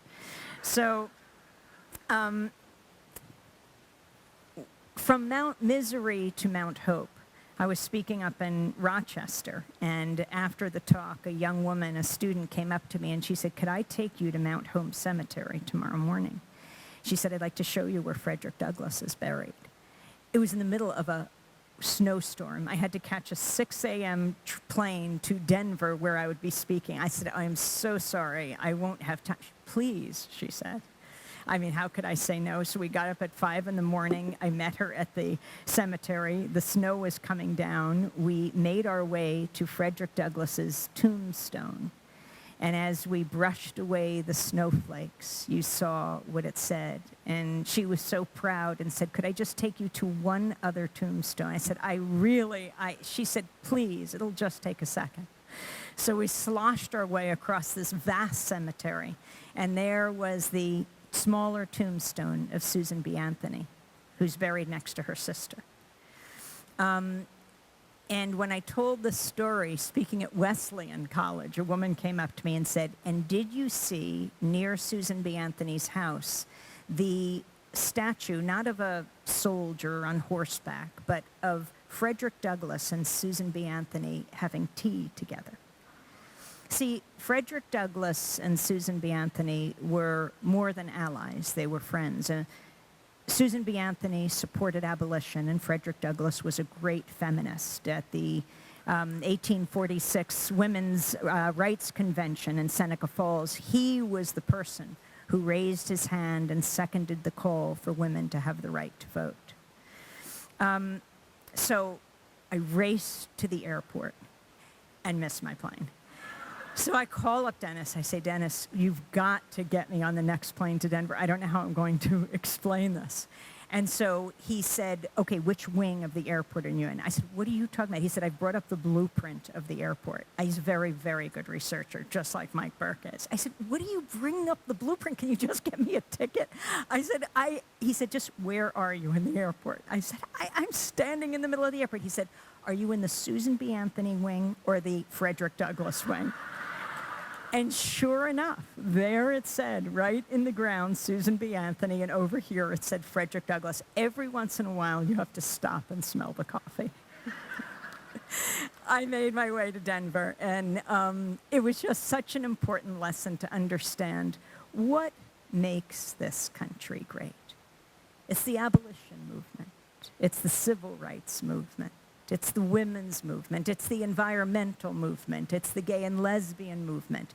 It is all of these movements, people working together across issues, cross-pollinating, deeply believing that we can leave the world a better place. And we need a media that reflects those movements. My brother David and I wrote a book called Static. The reason we call it Static is because even in this high-tech digital age with digital radio and high-definition television, still all we get is static. That veil of distortion and lies and misrepresentations and half-truths that obscure reality. When what we need the media to give us is the dictionary definition of static. Criticism, opposition, unwanted interference. We need a media that covers power, not covers for power. We need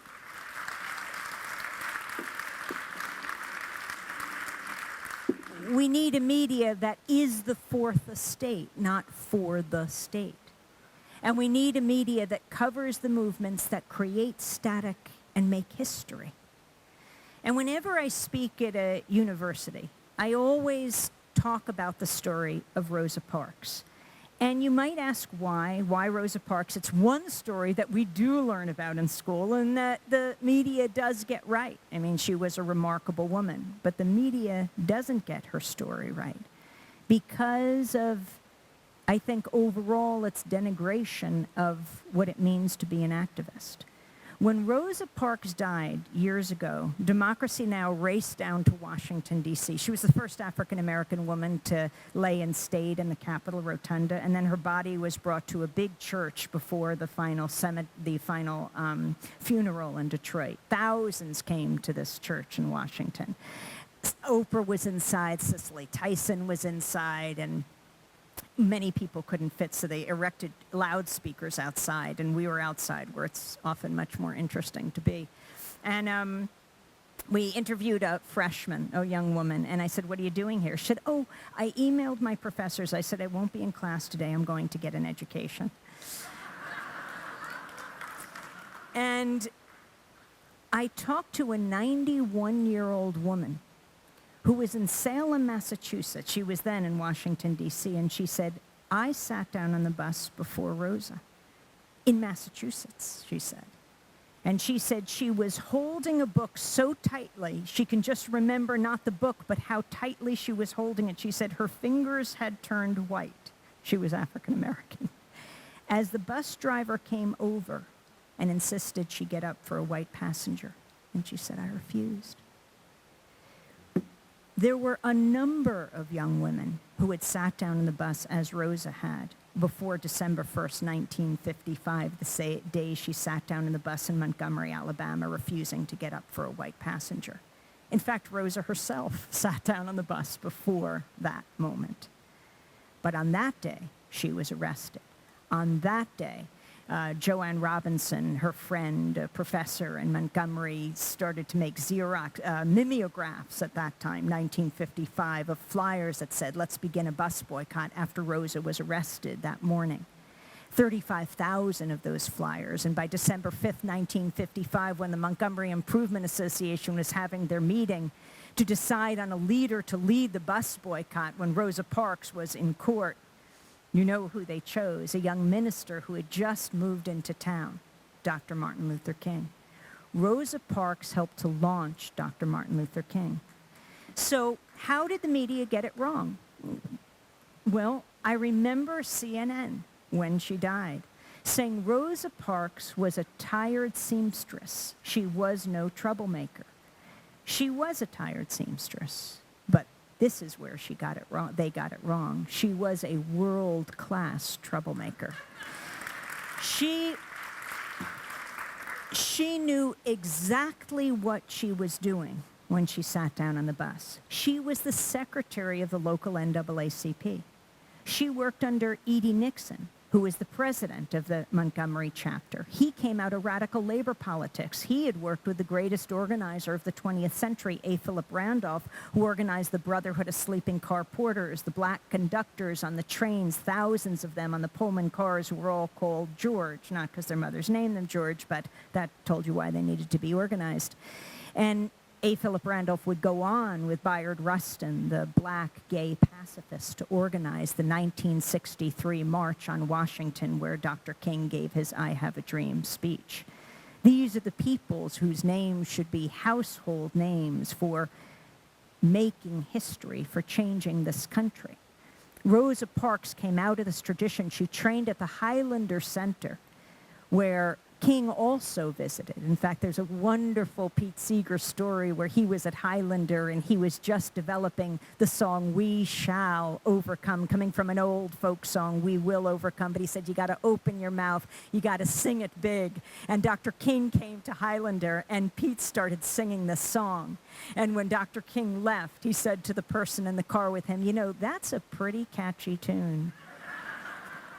But Rosa Parks was there, and she worked black and white together as people organized to most effectively strategize against the racist laws of the South. She had been doing this for years. You never know when that magic moment will come. But if you are an activist, which is a word I think the media denigrates so much, if you're an activist and you're involved with social change, you will help to build a foundation that will determine the future, that will make history. That's the lesson we have to learn from the great organizer, Rosa Parks.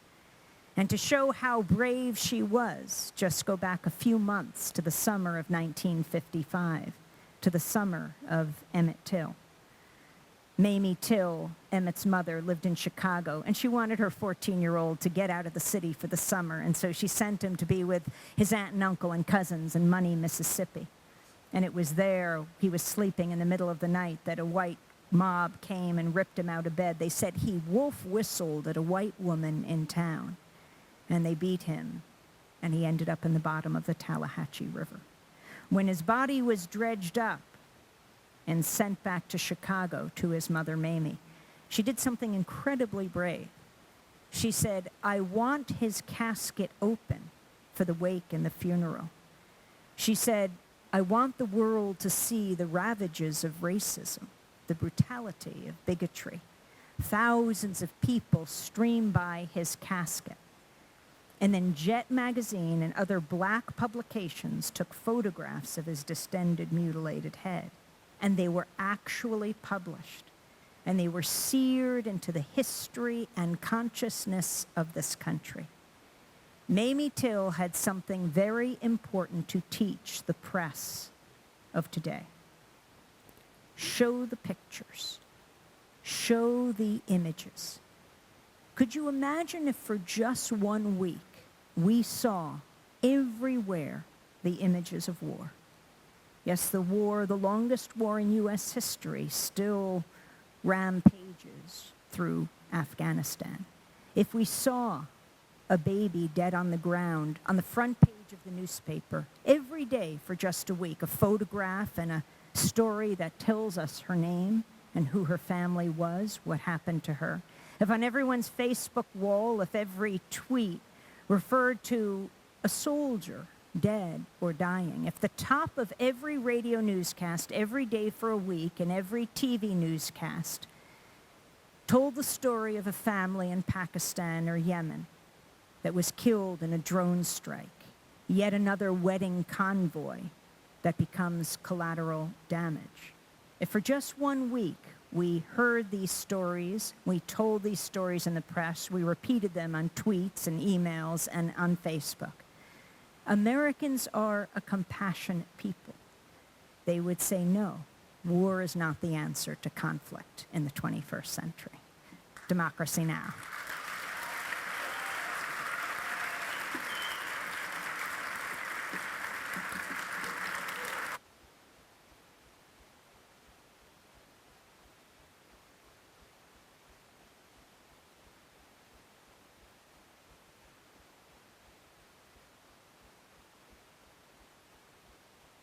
Francis and Mike are going to join us again.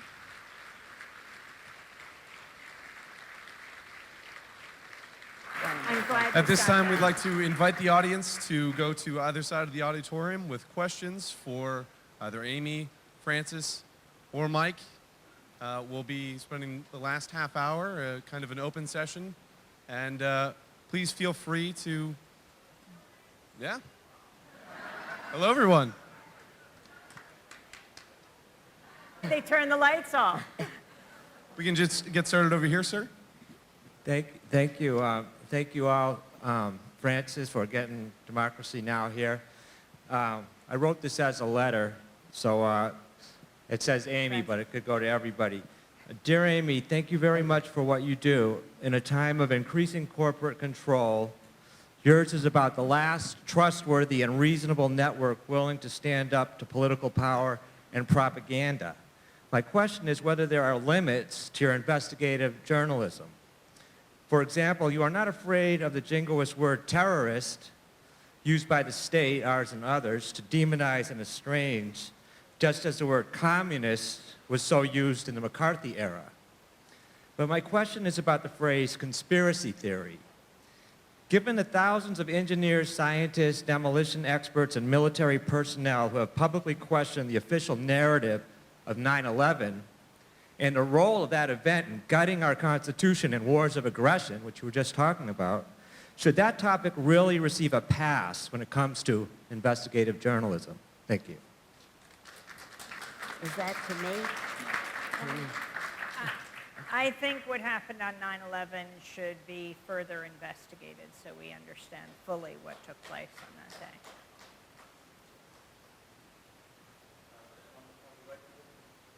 Yes, happy birthday, Francis.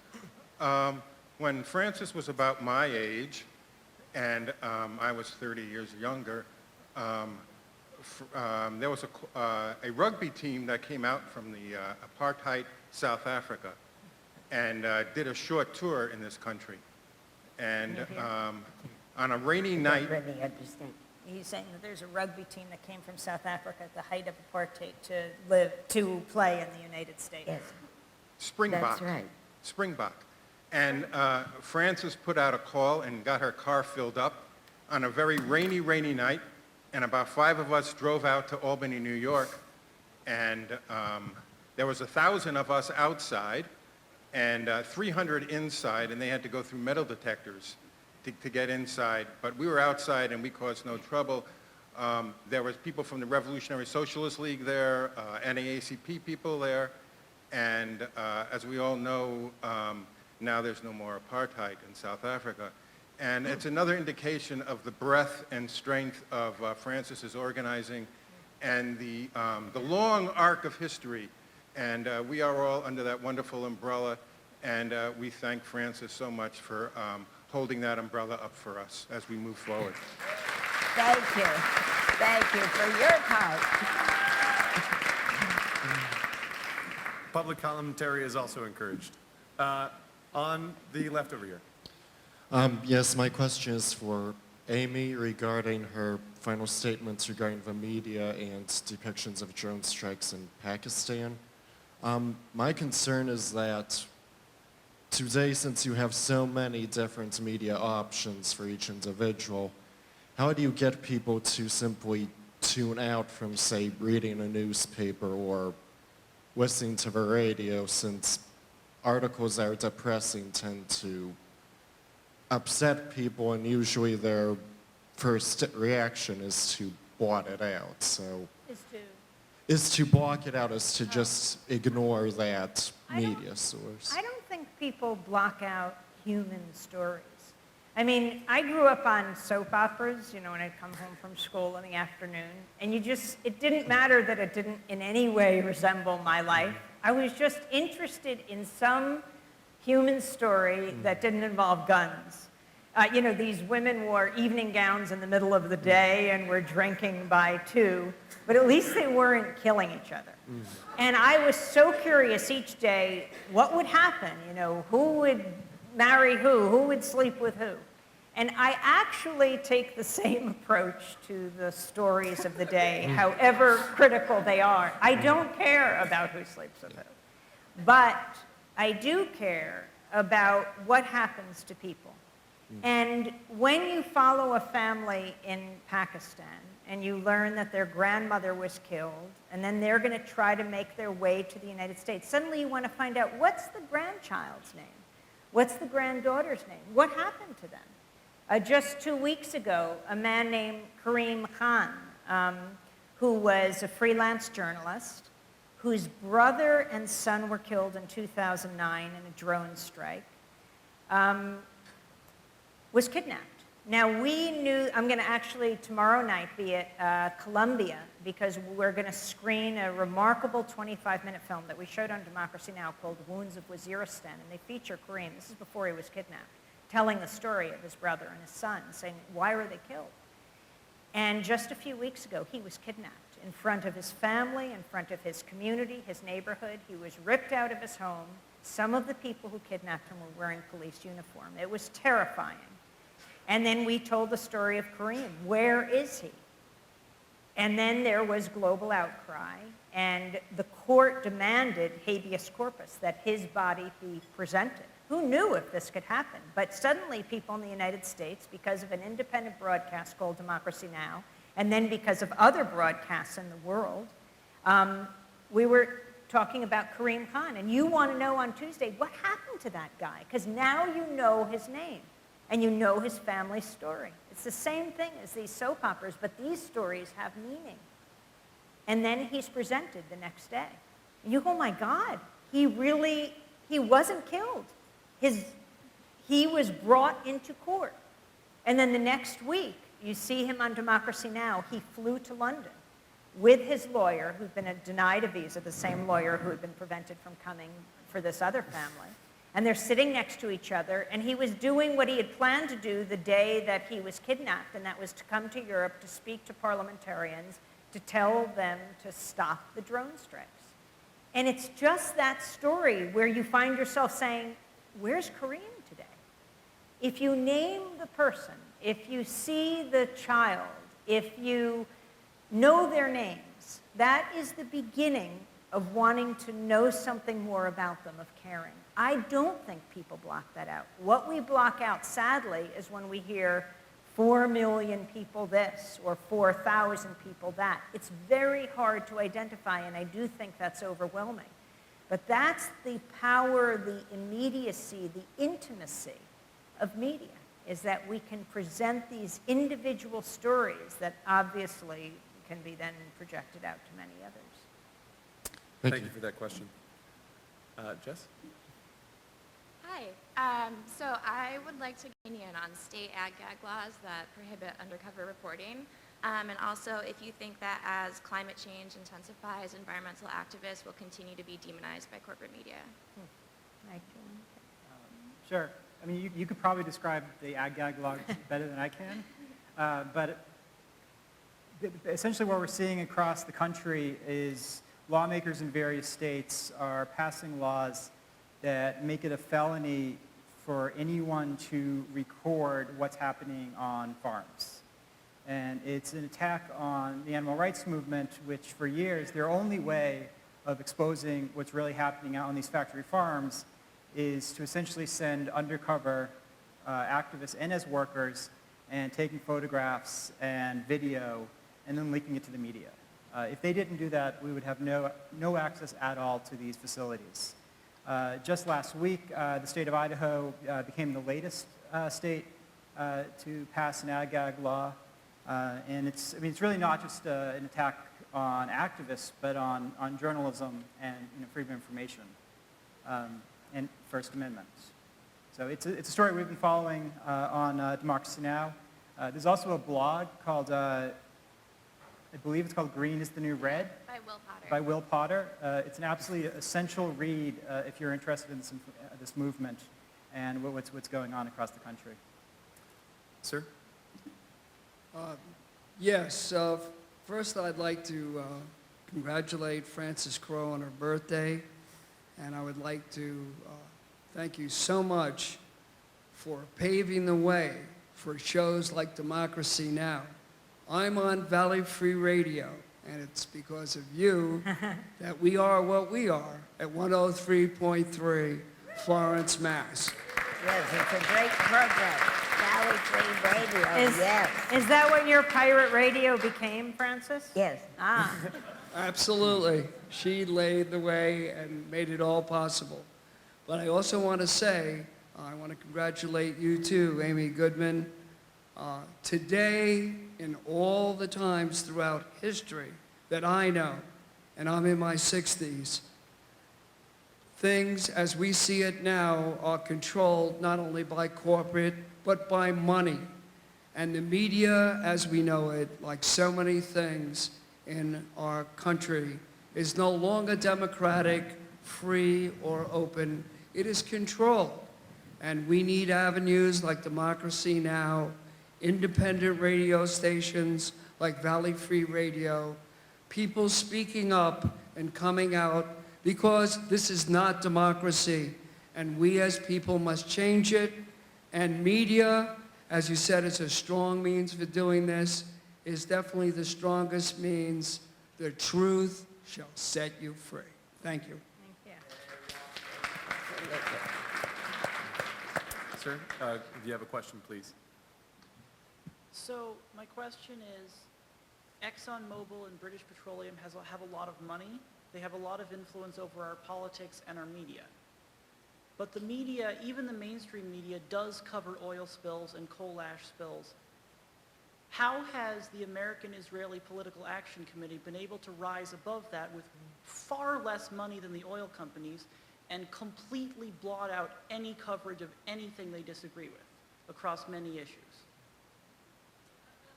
I don't think they have that amount of power that you attribute to them. They're powerful, but I don't think they're that powerful. For example, if you look at the polls now of young Jewish students across the United States, extremely significant that they are very critical of Israeli government policy. It's a tremendous threat to AIPAC that young Jewish students feel very differently about Israel than their predecessors. That public opinion is changing. I never think anything is a monolith that cannot be challenged. I mean, even the oil and the coal companies, even the power of money in politics, there is something more powerful, and it's people pushing for the truth. I mean, think about what happened September 17, 2011, when just a couple thousand people marched on Zuccotti Park in New York and started the Occupy movement, Occupy Wall Street. That has forever changed this country. We haven't begun to see the end of it. But if anyone thinks, oh, but that was just wiped out, maybe the encampments were by tremendous police abuse and brutality. But everyone knows what the term 99% means.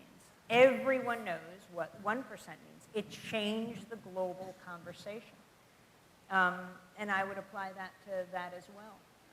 And we have a responsibility to show what is happening in the occupied territories and hear the voices. It shouldn't be so unusual to simply hear the voices of Palestinians.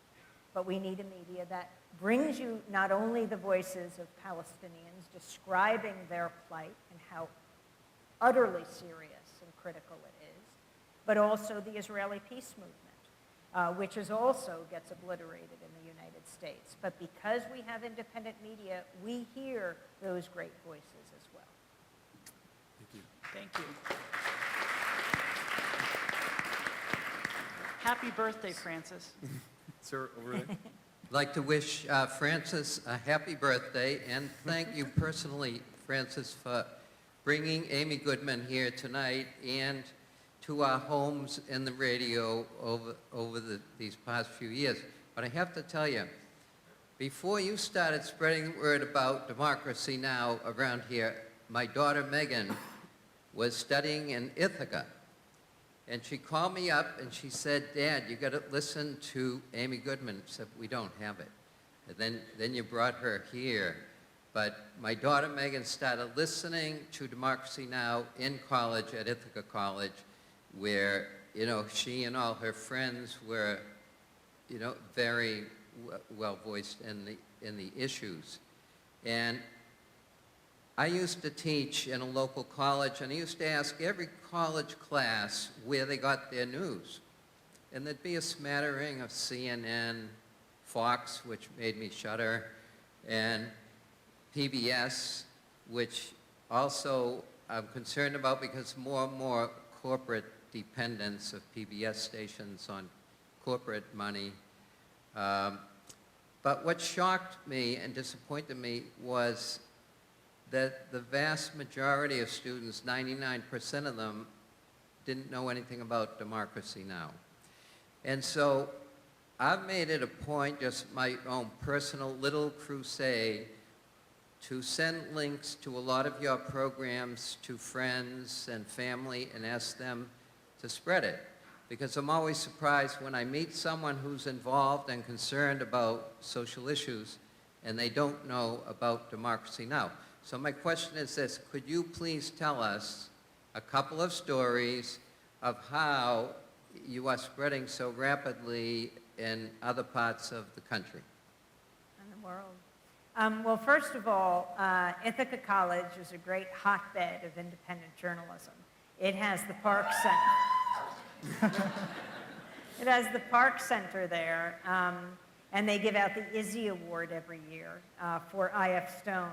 Diana just gave me some pictures of I.F. Stone that she took at him in Madison Square Garden. I.F. Stone, the great muckraking journalist, who said to students, if you're going to remember 2 words, remember governments lie. If you're going to remember 3, and if you're going to remember 3, it's all governments lie. But it was just announced this week who would be winning this year's Izzy Award.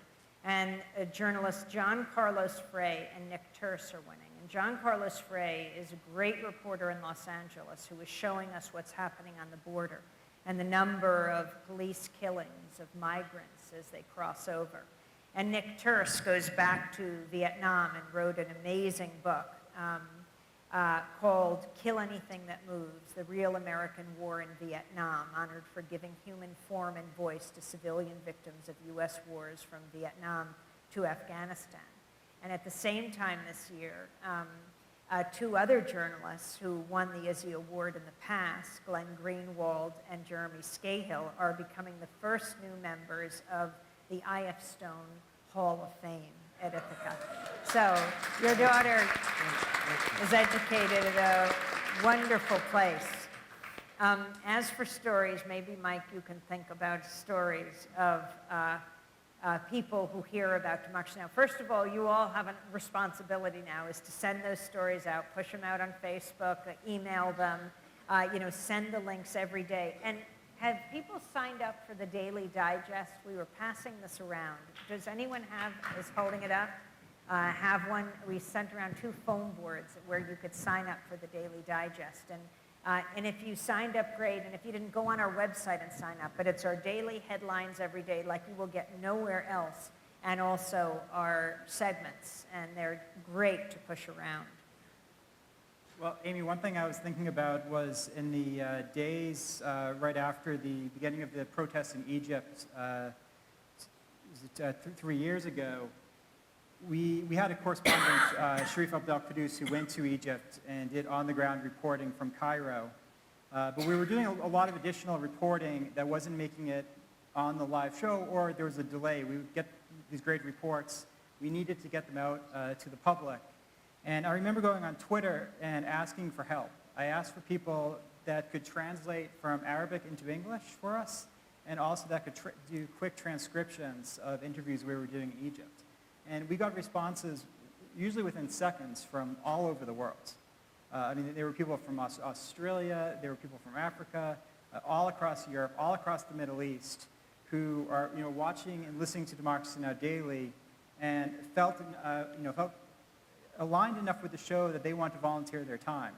And the amazing thing for me was I was doing this usually at midnight or 1 in the morning, and I'd get these responses back immediately thanks to everyone was overseas.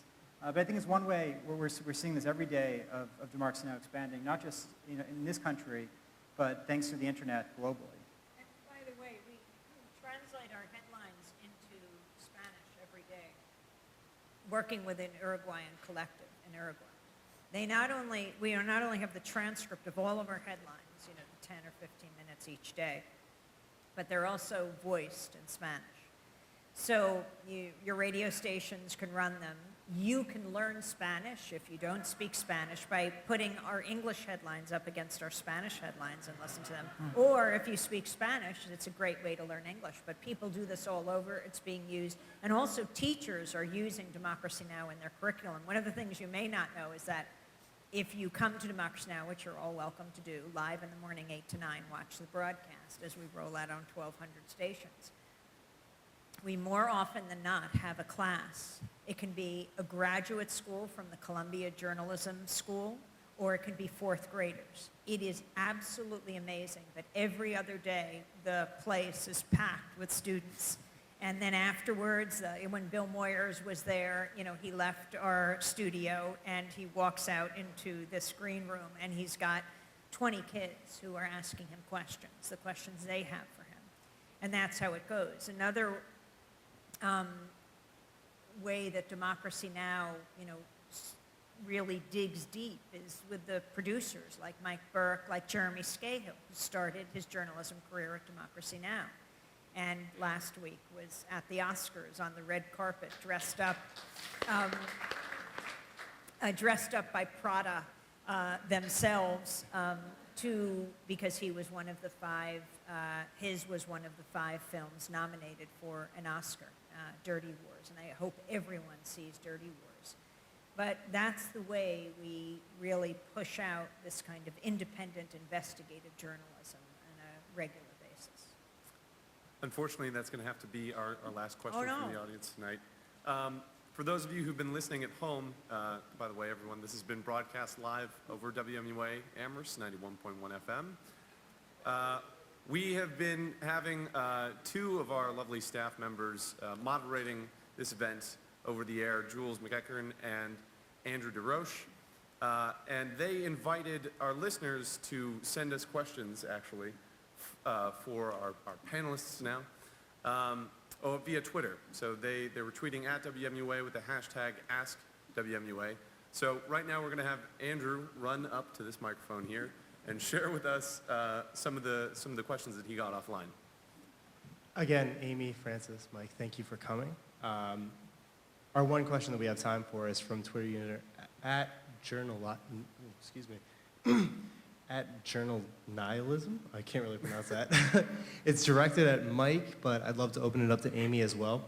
What was your most insane or surreal experience while working at Democracy Now? That was from Journalism? Journalism. That's a tough one. I mean, there's one interesting story I can share publicly. It must have been about a month and a half ago, at around 2 in the morning, I received a phone call, and I was, fast asleep because I wake up most mornings, somewhere between 4:30 and 5 to start working on the 8 a.m. broadcast. And this really isn't an insane story, but it's the first thing I thought of. But the news was, we just heard that Pete Seeger had passed away. And my colleague, Dina Guzder, she works a very late shift. She usually works up until 3, often at night, and had just heard the news. And it required us, I called Amy right away, and we were talking on the phone, and we decided to cancel our entire show for the next morning. We had booked several guests, including Sharif. We had a studio all set in Cairo. We had several other guests all planned, and we had canceled the whole thing. We were doing a special on trans women. We were having Laverne Cox from Orange is the New Black on, if anyone knows that show. I watch a lot of big shows. And also Cece McDonald, who was a trans woman who was in prison for almost 2 years for killing her attacker, a man who was wearing a swastika who went after her on the street. This is a huge show that we don't usually plan the shows before the night before, but this one we happened to have planned until... So Amy and I were having this conversation at 2:30 in the morning. I wasn't really conscious, but Mike was very aware of it. And I just heard him say, we're canceling the show. Right, so basically we decided to cancel the entire show and start working on an entirely new show, which turned out to be our tribute to Pete Seeger. And I've been a Pete Seeger fan pretty much ever since I can remember walking.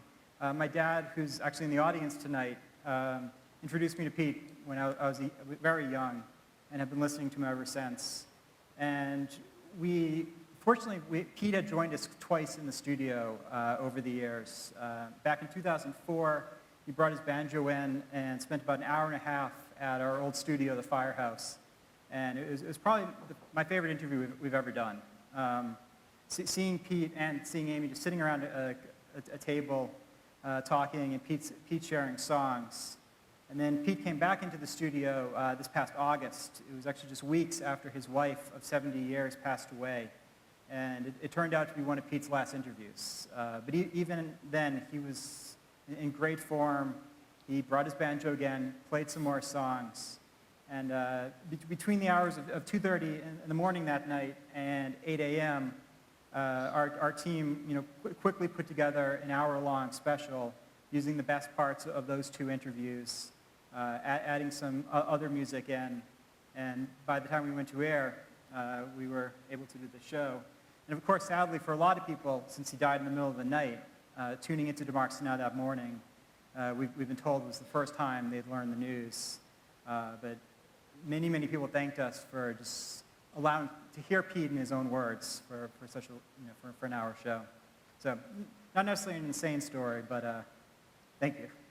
It was a crazy night. wonderful, wonderful show. I'll quickly tell a story. Sure. This was a couple of years ago, and there was a protest outside the Waldorf Astoria because the World Economic Forum was taking place there that year. And I was asked to speak to talk about the importance of independent media covering movements. And I remember getting there, and I made my way through the protests because there were so many rows of police at the front that by the time I got to where I was supposed to stand on this little soapbox, I was basically just talking to a wall of police. I mean, the protesters were so far down the road, it just changes the nature of your speech. I said, okay, think about the audience, and we're going to have a conversation. So I gave this speech. I can't quite remember what I said, but heavy police presence in New York for the World Economic Forum. And at the end, I was walking away because I was so far away from everyone else. And a man came up from the Waldorf, and he said, would you like to go with me tonight to the New York Stock Exchange ball? I said, this is a once-in-a-lifetime opportunity. And I said, who are you? And he said, I am one of the delegates.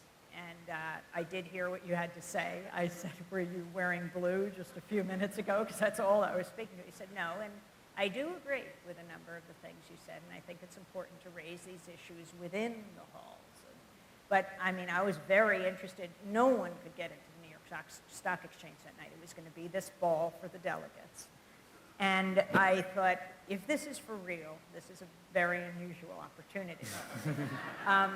But I did have to think about personal safety and everything. So I decided, I said, well, why don't you come to a house of a friend who was actually getting married the next day, and they were having a big wedding dinner. And I thought, if they check him out, and he seems like this whole party checks him out, and he seems like he's okay, I will use this as an opportunity to cover this. But of course, I needed a camera person too. So he didn't understand he'd be inviting me and Jackie Suin, who is a wonderful camera person. So I called her up and I said, what is the finest clothing you have? This is a ball. And I went to my friend's house and I said to her, could I wear your wedding dress before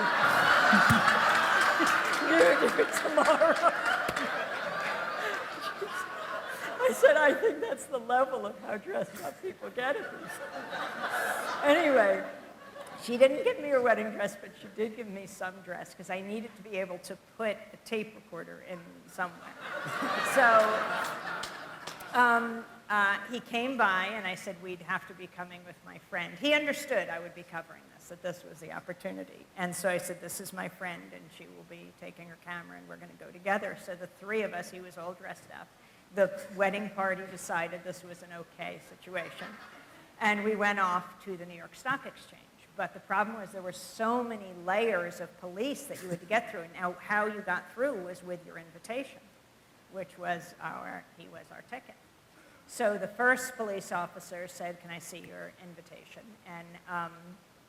And he shows the invitation. And they say, this is an invitation for 2 people. There's 3 here. And so I said, you said that I could bring my friend. We waited all day for you at the World Economic Forum. We come to this country. We have this one opportunity to go to a ball. And he's looking at the policeman going, okay.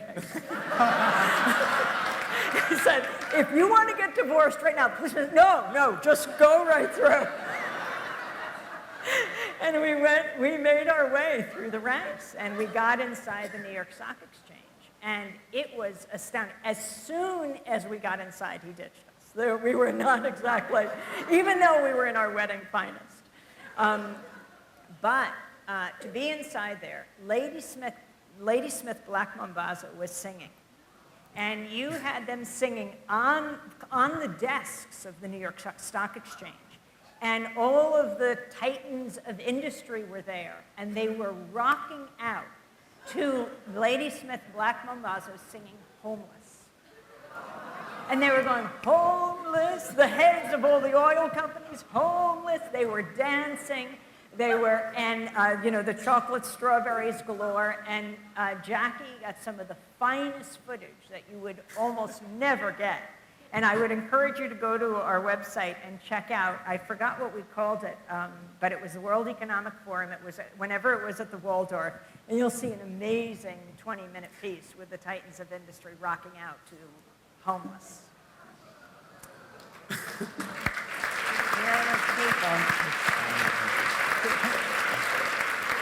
Can I ask Francis a question? Sorry? Can I ask Francis a quick question? Yeah, of course. I want to come back up for your 100th birthday party. Yes. And I want to know what you're hoping to accomplish in the next 5 years. To shut down the corporations and let the people prevail, to stop war, stop nuclear power and nuclear weapons. And all in the next 5 years. And I want, for us to not think about growth and consuming things, but to think about sustainability, to live in our own community, taking care of one another, growing our own food, buying our own local produce, and taking care of our future instead of thinking about growth for consumption. We have enough on this planet for everybody, but we need to share.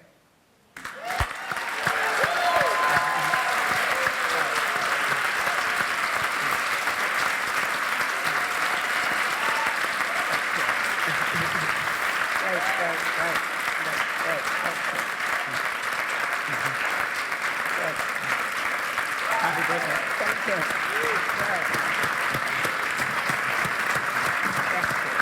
Thank you. This was the best birthday present. You're here, Amy. Revving Amy up the was people. kind enough to I lead us hope. in happy birthday earlier today, but we did have a nice present. Henyon Bakery was kind enough to give us a cake. So if you could all join us in another edition of Happy Birthday.